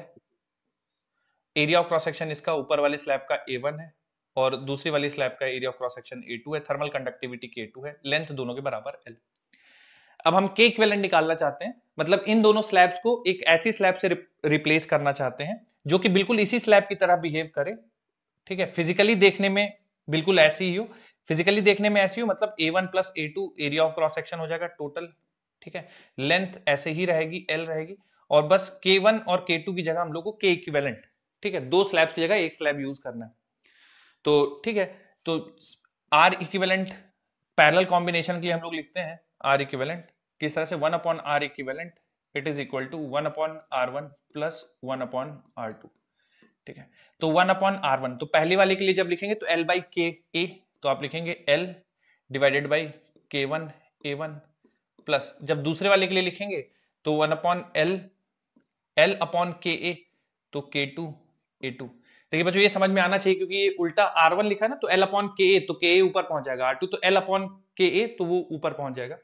जब आप R इक्विवेलेंट लिखेंगे तो बच्चों आप बताइए, थोड़ा सा मदद करिए मेरी, मैं कैसे लिखूं इधर, R इक्विवेलेंट मुझे लिखना है तो मैं क्या लिखूं, क्या डिवाइडेड बाय क्या, कोई अगर बताना चाहे कौन। K equivalent into A1 plus A2 by L। K equivalent into A1 plus A2 divided by L, एकदम सही है, ठीक है, करेक्ट है, क्योंकि K इक्विवेलेंट इसका K हो गया इस स्लैब का, इसका एरिया A1 प्लस A2 हो गया और लेंथ L है। ठीक है, तो L से हटा दीजिए आप दोनों साइड, तो K इक्विवेलेंट की वैल्यू आ जाएगी, K इक्विवेलेंट बराबर आ जाएगा K1 A1 plus K2 A2 divided by A1 plus A2।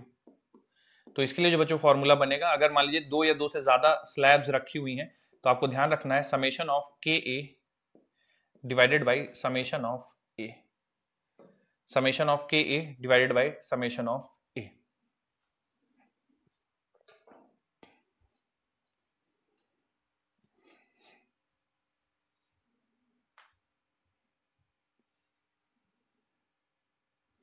अच्छा, पैरेलल के लिए पहचान ये होती है बच्चों की, टेम्परेचर डिफरेंस कांस्टेंट रहता है दोनों स्लैब्स के अक्रॉस, तो यहां पे भी दोनों स्लैब्स के अक्रॉस टेम्परेचर डिफरेंस कांस्टेंट रहेगा। बच्चों एक सवाल पूछ रहा हूं, थोड़ा सा आप लोग अगर किसी को क्लिक कर जाए तो आंसर करिएगा। क्या हम ये बोल सकते हैं यहाँ पे कि जो थर्मल करंट पहले वाले से फ्लो कर रही है और जो थर्मल करंट दूसरे वाले से फ्लो कर रही है उनकी वैल्यूज बराबर होंगी, ये बोला जा सकता है या ऐसा जरूरी नहीं है इस केस में? जरूरी नहीं है, नहीं जरूरी, ऐसा जरूरी, वो सीरीज वाले में होता है, वो सीरीज वाले में तो होता है। सम हो जाएगा, ऐसे जरूरी नहीं है उसमें सर। दोनों अलग अलग होगी। सर हाँ। पोटेंशियल एक कॉन्सेप्ट हो गया सर, पोटेंशियल जो है वो पैरेलल में सेम होता है, पोटेंशियल, करंट बिल्कुल बिल्कुल बिल्कुल वही एक्सप्लेनेशन है। तो यहाँ पे थर्मल करंट बराबर हो ऐसा जरूरी नहीं है, टेम्परेचर डिफरेंस बराबर होगा दोनों स्लैब्स के अक्रॉस। के इक्विवेलेंट बराबर summation of K A divide by summation of ए। इस पे भी बच्चों एक सवाल करते हैं के इक्विवेलेंट निकालने के लिए पैरेलल कॉम्बिनेशन में।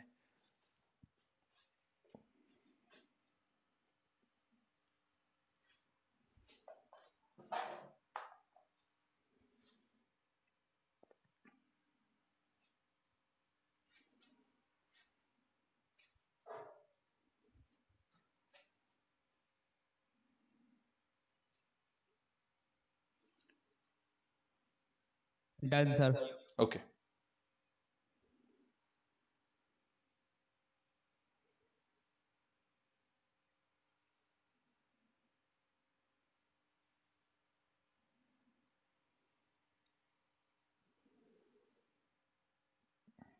Done sir. ठीक बच्चों, हटा दूं स्लाइड, लगाऊं सवाल एक?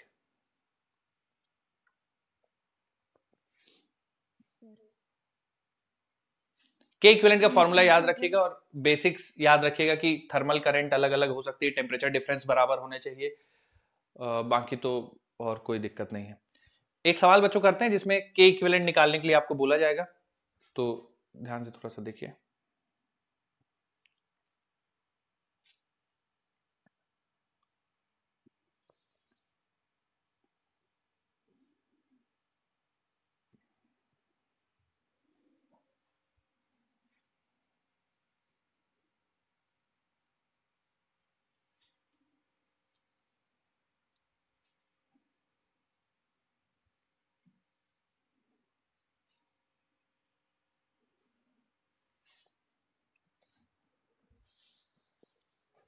Option C. Okay,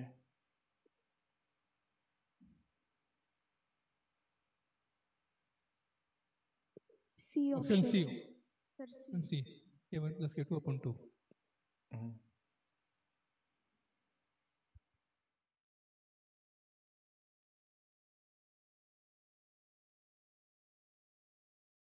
sir C option.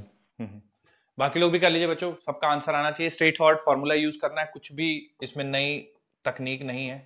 Summation of K A divided by summation of ए, चूंकि डायमीटर बराबर है तो एरिया ऑफ क्रॉस सेक्शन बराबर होगा, ठीक है। Two rods of the same length, ठीक है, and diameter having thermal conductivities K1 and K2 are joined in parallel. तो अच्छा बच्चों, एक चीज और ध्यान रखिएगा, इसमें लेंथ सेम है ना, दो रॉड्स जिनकी लेंथ सेम है। वैसे तो अगर डिफरेंट लेंथ करेंगे तो कनेक्शन भी पॉसिबल नहीं है, बट ध्यान रखिएगा कि लेंथ इसमें सेम है, ठीक है। समेशन ऑफ के डिवाइड बाय समेशन ऑफ ए, तो एरिया ऑफ क्रॉस सेक्शन बराबर है, तो K1 इंटू ए प्लस K2 इंटू ए, ठीक है। अगर एरिया अलग अलग होते तो K1 A1 plus K2 A2 लिखते हैं। डिवाइड बाय समेशन ऑफ ए मतलब A प्लस A 2A, तो A से A कैंसिल हो जाएगा, आंसर आ जाएगा K1 plus K2 divided by 2, ठीक है। तो सी ऑप्शन करेक्ट हो जाएगा। एक और बच्चों सेम टाइप का सवाल है।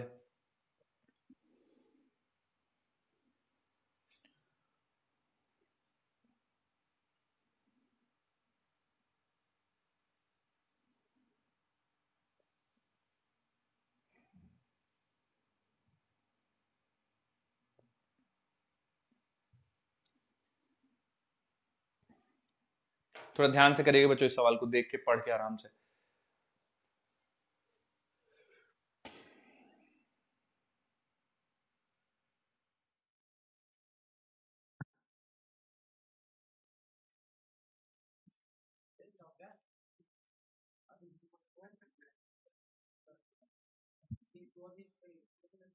Sir B option. B, yes sir. Okay.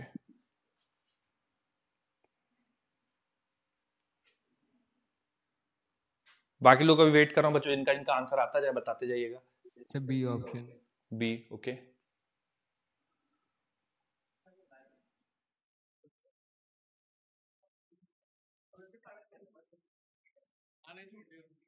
Option B आ जाएगा। ठीक है,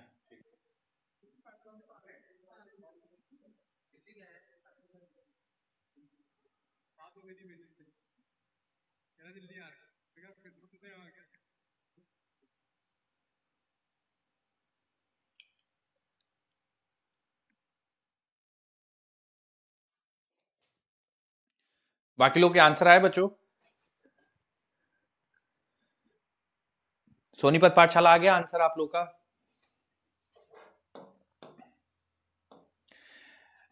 चलिए इसको मैं पूछता हूं, किसी पाठशाला से कोई एक्सप्लेन करना चाहे अगर, पूछ लेता हूं, एक सेकेंड। चलिए रायबरेली पाठशाला से कोई एक्सप्लेन करेंगे इसको कैसे किया है, अगर किसी का आंसर आ गया हो रायबरेली पाठशाला से बताना चाहें, एक्सप्लेन कर सकते बच्चों, एटलीस्ट मतलब ट्राई कर सकते हैं। अगर कोई एक्सप्लेन करना चाहेगा रायबरेली पाठशाला, कोई बात नहीं। गाजीपुर से कोई एक्सप्लेन करना चाहेंगे? गाजीपुर 203 कोई एक्सप्लेन करना चाहेंगे गाजीपुर से? सर बी ऑप्शन आ रहा है। ठीक है,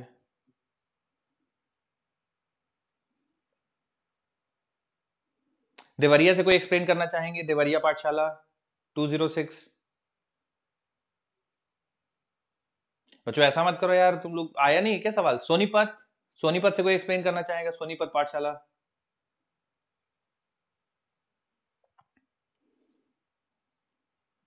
जौनपुर से कोई एक्सप्लेन करना चाहेगा? जौनपुर 108।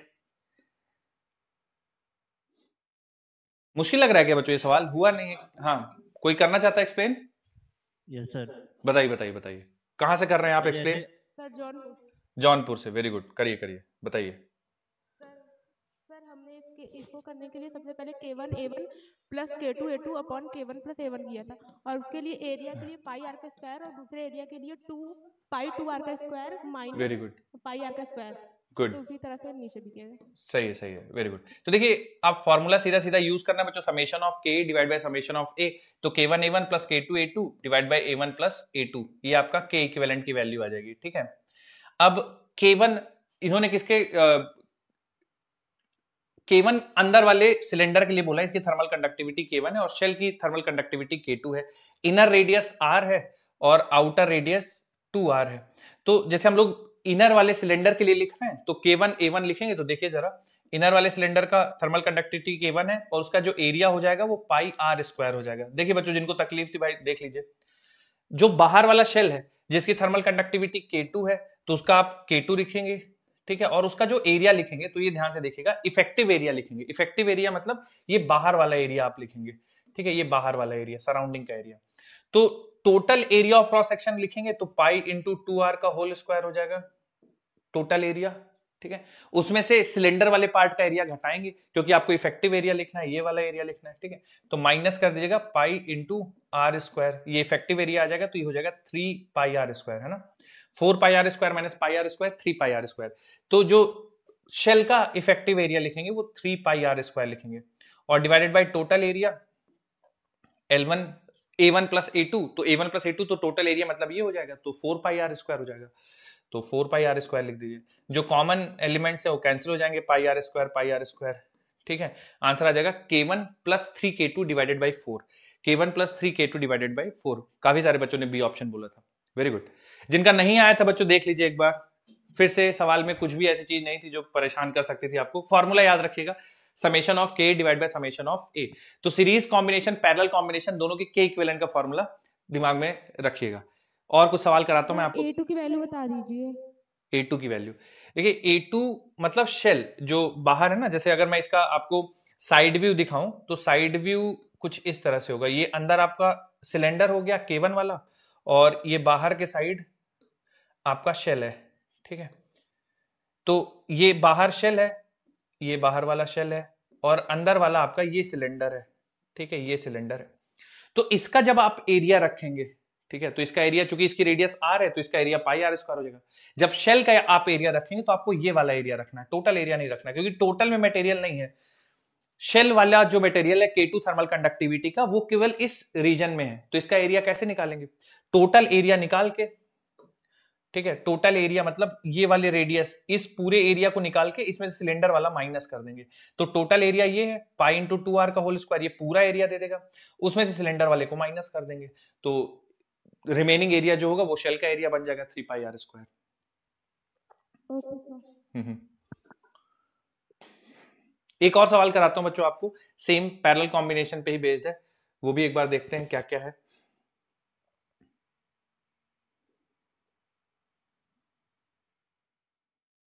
लगा दूं बच्चों सवाल, हटा रहा हूं ये मैं, ये देखिए,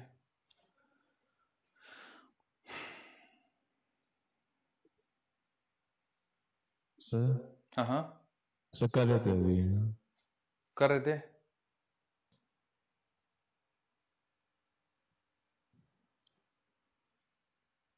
एक पैरेलल कॉम्बिनेशन का और सवाल है बच्चों, उसमें डिफरेंट चीज है। टोटल आपसे थर्मल रेजिस्टेंस निकालने के लिए बोला जाएगा, टोटल हीट करंट निकालने के लिए बोला जाएगा, तो वो भी हम लोग एक बार। सर हो गया, हो गया, हो गया सर। ओके, दूसरा सवाल लगा दो सर। डन। ठीक है, एक सवाल और देखिए, सेम पैरेलल कॉम्बिनेशन का, ये करने की कोशिश करिए।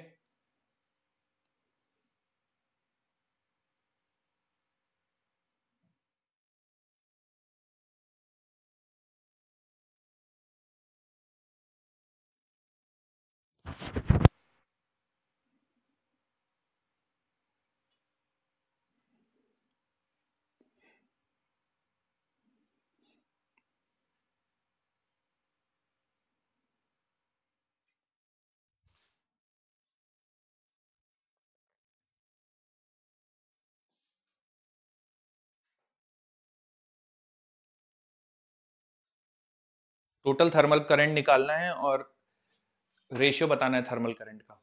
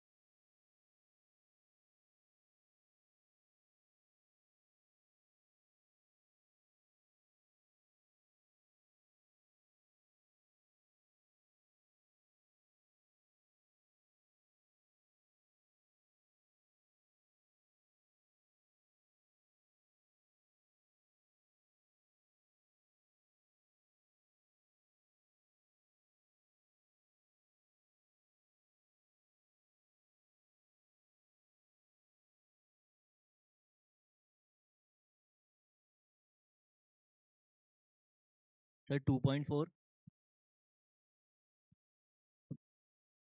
2.4 टोटल थर्मल करंट है रिजर्वायर से दूसरे के लिए। सर टोटल करंट 240 ए वाला ए वाला पार्ट 2.4 आ रहा है आप सबका। सर 240 240 आ रहा है, ओके।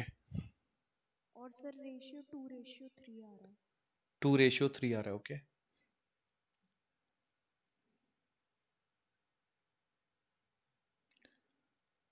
बच्चों वैसे थर्मल करंट की आप लोगों को क्या लगता है यूनिट क्या होनी चाहिए थर्मल करंट की? एम्पियर लिख सकते हैं क्या यूनिट थर्मल करंट की, या एम्पियर नहीं होगी, कुछ और होगी? पावर सर, पावर होगी, पावर होगी, वाट सर, वॉट। हाँ बच्चों ये ध्यान रखिएगा, प्लीज कंफ्यूज मत होइएगा कि थर्मल करंट हम नाम देते हैं उसकी सिमिलैरिटी की वजह से, पर वो बिल्कुल हीट करंट और थर्मल करंट सेम होता है ऐसा नहीं है। थर्मल करंट डिफाइन है dQ/dt, है ना, जहां पे ये Q चार्ज नहीं है। dQ/dt का मतलब rate of flow of heat, तो इसकी यूनिट होगी वॉट।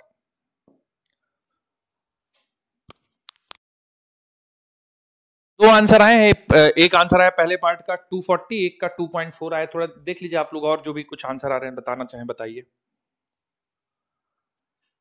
देखिए बच्चों इसके करने का तरीका यही है कि आप RTH1 निकालिए, RTH2 निकालिए, या आप K इक्विवेलेंट निकाल के, जैसा भी आपको ठीक लगे आप K इक्विवेलेंट निकाल के भी कर सकते हैं।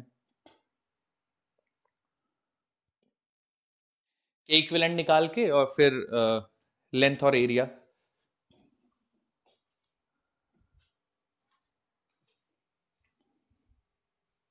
बाकी लोग के भी आंसर्स का मैं वेट कर रहा हूं बच्चों, जैसे भी आप लोग रेडी हों बताइएगा आंसर।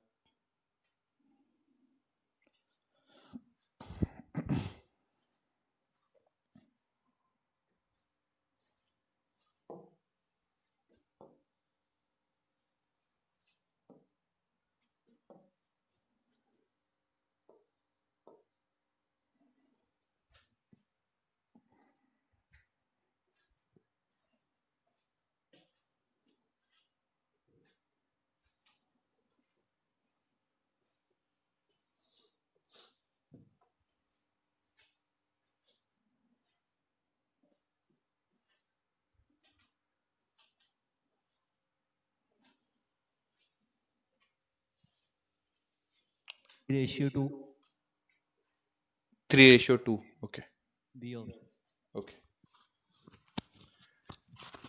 बच्चों देखिए, चूंकि हमें हीट करंट निकालना है एक रिजर्वायर से दूसरे रिजर्वायर तो टोटल कितना, तो हम एक काम करते हैं, इन दोनों को हटा के एक स्लैब कंसीडर करते हैं कि एक इन दोनों को हटा के एक स्लैब रख देंगे, जिसका एरिया ये मान लेते हैं ये वाला एरिया ए है, ये वाला एरिया ए है, तो इसका एरिया 2A हो जाएगा और इसका थर्मल इक्विवेलेंट के इक्विवेलेंट हो जाएगा, और इसकी लेंथ 3 सेंटीमीटर यानी L लिख देता हूं मैं यहाँ पे अभी, तो लेंथ L के बराबर हो जाएगा। ठीक है, ये इन दोनों को हटा के ये सब्स्टिट्यूट करेंगे और फिर जितना उससे हीट करंट होगा वही हम लोग कैलकुलेट करेंगे। तो सब चीज तो ठीक है, हमें एरिया भी पता है, लेंथ भी पता है, बस के इक्विवेलेंट कहीं से आ जाए तो प्रॉब्लम सॉल्व हो जाएगी। तो के इक्विवेलेंट निकालने के लिए हम लोगों ने फॉर्मूला पढ़ा है कि जब दो स्लैब पैरेलल में कनेक्ट होते हैं तो फॉर्मूला बनता है summation of K A divided by summation of ए। तो यहाँ पे देखिए एक का 60 एक का 40 है, तो 60 into A plus 40 into A divide by total area हो जाएगा 2a। तो यहाँ से a से a कैंसिल हो जाएगा, 60 प्लस 40 डिवाइडेड बाई 2 यानी 100 डिवाइडेड बाई 2 यानी 50। के इक्विवेलेंट की वैल्यू बच्चों 50 आ जाएगी। तो आई थर्मल अब निकालते हैं। आई थर्मल का फॉर्मूला होता है temperature difference 100 minus 20 80 temperature difference divided by temperature difference divided by I बराबर डेल्टा वी बाई आर। तो अब हमें थर्मल रेजिस्टेंस लिखना पड़ेगा। तो थर्मल रेजिस्टेंस कैसे लिखते हैं, एल बाई के ए। ठीक है, तो एल बच्चों यहाँ पे चूंकि ये बोला गया है कि 2 metal cubes with 3 centimeter edges, है ना, 2 मेटल क्यूब है जिनकी 3 सेंटीमीटर एज है, तो ये लेंथ भी 3 सेंटीमीटर है, ये भी 3 है, ये भी 3 है। ठीक है, हर एक डायमेंशन 3 है क्योंकि क्यूब है ये। ठीक है, तो एल रखेंगे, जो लेंथ रखेंगे वो 3 सेंटीमीटर है, तो एल 3 सेंटीमीटर 3 इंटू 10 के पावर -2। के इक्विवेलेंट हम लोगों ने निकाल दिया 50 L by K A. Area हो जाएगा 3 क्रॉस 3 18 इंटू 10 की पावर -4। एक सेकंड, एरिया, हाँ बिल्कुल, एक स्लैब का एरिया जो होगा बच्चों वो 3 इंटू 3 यानी 9 इंटू 10 के पावर -4 मीटर स्क्वायर होगा एक का एरिया। कैसे, 3 centimetre into 3 centimetre 9 centimetre square. अब चूंकि दो हैं, है ना, एक का एरिया 3 है, एक का एरिया दूसरे वाले एक का 9 है, दूसरे वाले का 9 है, तो टोटल 18 सेंटीमीटर स्क्वायर होगा। तो मैं यहाँ पे रख रहा हूँ 18 इंटू 10 के पावर -4। ठीक है, ये बच्चों पूरा होगा, इसको ऊपर मैं ले जाता हूँ सिंप्लीफिकेशन के लिए, तो हो जाएगा 80 इंटू 18 इंटू 10 के power -4 divided by total 3 into 10 के पावर -2 इंटू 50। ठीक है, कैंसिल करते हैं बच्चों, जो जो कैंसिल हो सकता है 6, और तो कुछ कैंसिल हो नहीं रहा है। 48 इंटू 10 के पावर -4 और ये +2 डिवाइडेड बाई 5। बच्चों मेरा तो ये आ रहा है थर्मल करंट, आप लोग तो वो 5 ऊपर मल्टीप्लाई होगा। एक सेकंड ऊपर जाएगा। मल्टीप्लाई होगा 50 कौन सा वाला, ये वाला? यस सर, एल बाई के होगा, आपने एल ओके इंटू ओके के ओके बाई ओके ए कर दिया है। सर एल अपॉन के होगा ना। एक सेकंड मैं फिर से करता हूँ कैलकुलेशन। ठीक है, आई थर्मल होगा temperature difference divided by L by K A. ठीक है, तो temperature difference delta T into K A divided by L. Temperature difference हो जाएगा 100 माइनस 20 यानी 80 हो गया। के इक्विवेलेंट हम लोगों ने निकाला है 50। एरिया ऑफ क्रॉस सेक्शन हो जाएगा 18 इंटू 10 के power -4 total area divide by length. Length होगी 3 सेंटीमीटर यानी 3 इंटू 10 के पावर -2।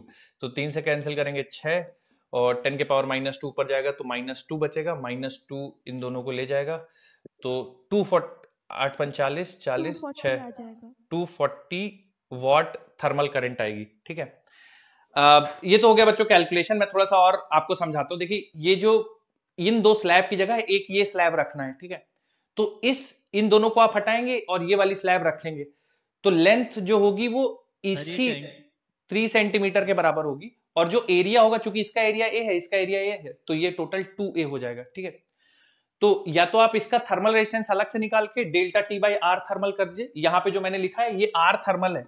ये किसका आर थर्मल है? ये पूरे स्लैब का आर थर्मल है।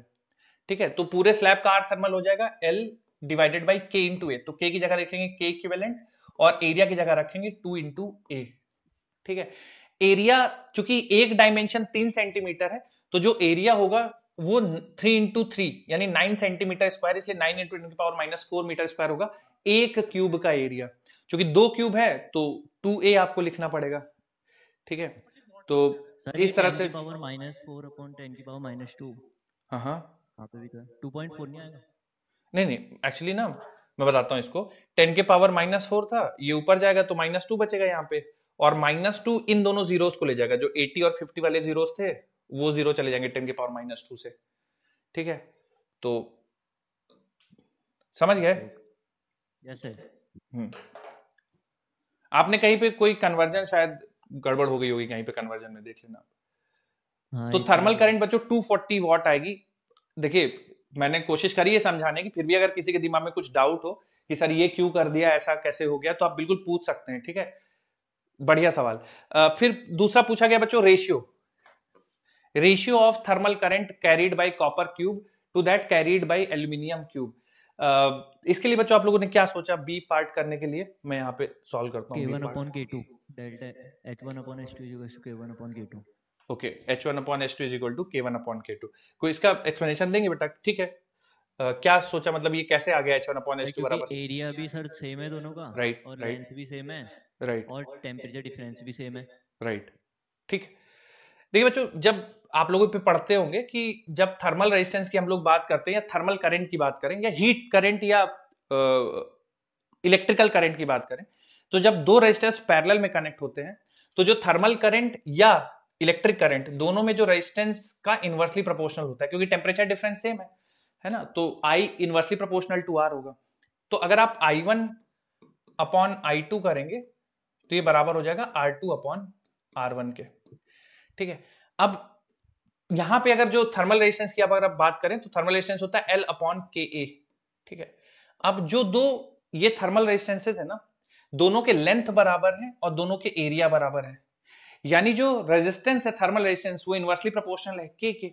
ठीक है, तो अगर वो इनवर्सली प्रोपोर्शनल है K के, तो यहां से आप लिख सकते हैं inversely R is inversely proportional to K। इसका मतलब R1 अपॉन R2 ये बराबर हो जाएगा K2 अपॉन K1 के, इनवर्सली प्रोपोर्शनल है। तो यहां पे R2 अपॉन R1 की जगह आप कितना लिख देंगे? R2 अपॉन R1 की जगह लिख देंगे K1 अपॉन K2, तो यहाँ पे K1 अपॉन K2 लिख दीजिए।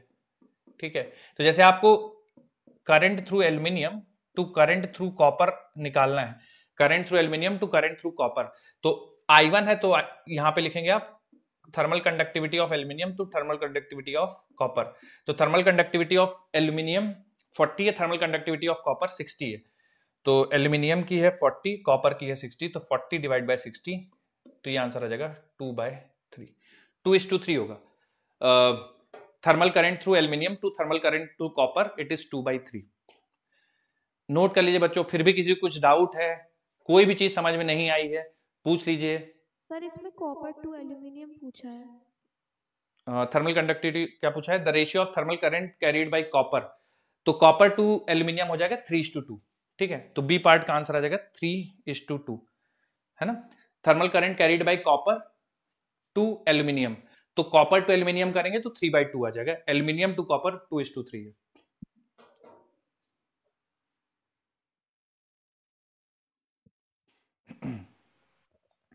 एक दो सवाल बच्चों आपको प्रैक्टिस के लिए भी मैं रख के जाऊंगा नोट्स में, HW करके मैं लिख दूंगा, तो उनको आप एक बार सॉल्व कर लीजिएगा। जो पढ़ाया है आज उसी पे बेस्ड है, और इसकी डीपीपी जो भी हो बच्चों प्लीज सॉल्व कर लीजिएगा आज के आज ही। इंपॉर्टेंट कॉन्सेप्ट है, घुमा फिरा के सवाल इससे पूछे जा सकते हैं। चलिए आज के लिए बच्चों बस इतना ही। हाँ बोलिए बोलिए सर एक बार इसमें R की वैल्यू बता दीजिए, R equivalent. R equivalent, yes sir. ठीक है, चूंकि हमें थर्मल करंट निकालना था तो temperature difference upon R equivalent. अब R इक्विवेलेंट जब आप लिखते हैं तो आपको लिखना है L divide by K equivalent into total area. ठीक है, जैसे इन दोनों को हटा के ये स्लैब लगा रहे हैं, ठीक है, तो इनका टोटल एरिया 2A है, तो जो आप स्लैब लगाएंगे उसका भी एरिया 2A होगा। इनका लेंथ L है, ठीक है, तो जो स्लैब लगाएंगे उनका लेंथ भी L होगा, और यहाँ पे चूंकि इन दोनों को हटा के स्लैब लगा रहे हो तो उसका K इक्विवेलेंट आपको रखना पड़ेगा। तो K इक्विवेलेंट हम लोगों ने फॉर्मूला लगा के निकाल दिया। कौन सा वाला formula? Summation of K divide by summation of A, तो K इक्विवेलेंट 50 आ गया। 50 आ गया K इक्विवेलेंट, तो यहां पे K इक्विवेलेंट की जगह 50 रखेंगे, जैसे R equivalent L upon KA हुआ, तो ये KA ऊपर चला जाएगा, ये वाला KA, तो डेल्टा T के साथ KA हो जाएगा upon L। Delta T temperature difference 80 है, 100 minus 20 80। Thermal conductivity K equivalent 50 है, तो 50 रख दिया। एरिया पूरे स्लैब का रखेंगे, इन दोनों का कंबाइंड, तो एरिया 2A हो जाएगा, है ना। एक का एरिया 9 है, तो दो स्लैब का एरिया 18 हो जाएगा, तो 18 into 10⁻⁻⁴ meter square conversion divide by length, length 3 centimeter है, तो 3 इंटू 10⁻⁻²। सर एक क्वेश्चन बता दीजिए। हाँ बोलिए सर ये दे रखा है the length of each steel rail is 10 meter in winter. Okay, alpha of steel is 1.2 into 10⁻⁵ and the temperature increases by 15 degrees Celsius in summer. The gap to be left between the rails. Okay, बाद में कितना rails के बीच में gap रह जाएगा, यही पूछा है। पहले गैप दिया हुआ है क्या बेटा? पहले वाला गैप दिया हुआ है क्या बच्चों? ये हो गया आज के लिए, बस इतना ही। मैं कुछ सवाल इसमें लिख दूंगा प्रैक्टिस के लिए, तो आप कर लीजिएगा, ठीक है? और बाकी डीपीपी सॉल्व कर लीजिएगा। इसमें ये बोल रखा है the gap to be left between the rails. अच्छा, कितना गैप हमें रेल्स के बीच में रखना चाहिए, है ना? ठीक है ठीक है ठीक है, समझ गया। तो देखिए, जैसे ये पूरी आपकी रेल है, ठीक है, और इधर एक दूसरी रेल है ना? जब आप इसका टेम्परेचर बढ़ाएंगे तो इधर भी इंक्रीज होगा, लेंथ इधर भी इंक्रीज होगा, और जब इस वाले का बढ़ाएंगे आप तो इधर भी लेंथ इंक्रीज होगा, इधर भी लेंथ इंक्रीज होगा, ठीक है? और जितना फाइनल इंक्रीज इन लेंथ होगा, मतलब कहने का जैसे मान लीजिए कि 5 सेंटीमीटर पहले था और बाद में बढ़ के 5.5 सेंटीमीटर हो गया, ठीक है, टेम्परेचर बढ़ाने की वजह से। तो ये जो 0.5 सेंटीमीटर इंक्रीमेंट होगा, 0.5 का आधा इधर बढ़ेगा और आधा इधर बढ़ेगा, मतलब दोनों साइड इंक्रीज होगा, ठीक है? तो इसका भी 0.5 इधर बढ़ेगा, दोनों का 0.5 बढ़ेगा। तो हमें जो गैप रखना चाहिए, जितना इंक्रीज होगा, मतलब रेल की लेंथ में जितना इंक्रीज होगा उतना ही गैप रखना पड़ेगा, ठीक है? तो आपने इंक्रीज निकाला था बेटा, कितना इंक्रीज होगा निकाला था क्या उसको? Sir 18 into 10 raised to the power -4 आ रहा है एक उसमें रेल में। 18 into 10 के पावर -4 मीटर इतना इंक्रीज आ रहा है ना? Yes sir. तो इसका मतलब हो गया 1.8 mm, इतना ही गैप छोड़ना चाहिए, 1.8 mm ही गैप छोड़ना चाहिए मेरे हिसाब से, ठीक है? क्यों? क्योंकि देखो, जैसे 1.8 mm का इंक्रीज हुआ ना, तो 0.9 इधर बढ़ेगा, 0.9 इधर बढ़ेगा, ठीक है? इस तरह से इसका भी 0.9 इधर बढ़ेगा, 0.9 इधर बढ़ेगा। तो 0.9, अब दोनों कोलैप्स, मतलब दोनों कम से कम इतना 1.8, क्योंकि 0.9 इसका बढ़ेगा, 0.9 इसका बढ़ेगा, तो दोनों मिला के 1.8 बढ़ना चाहिए, 1.8 गैप रहना चाहिए, है ना? Okay sir, thank you. Okay, thank you.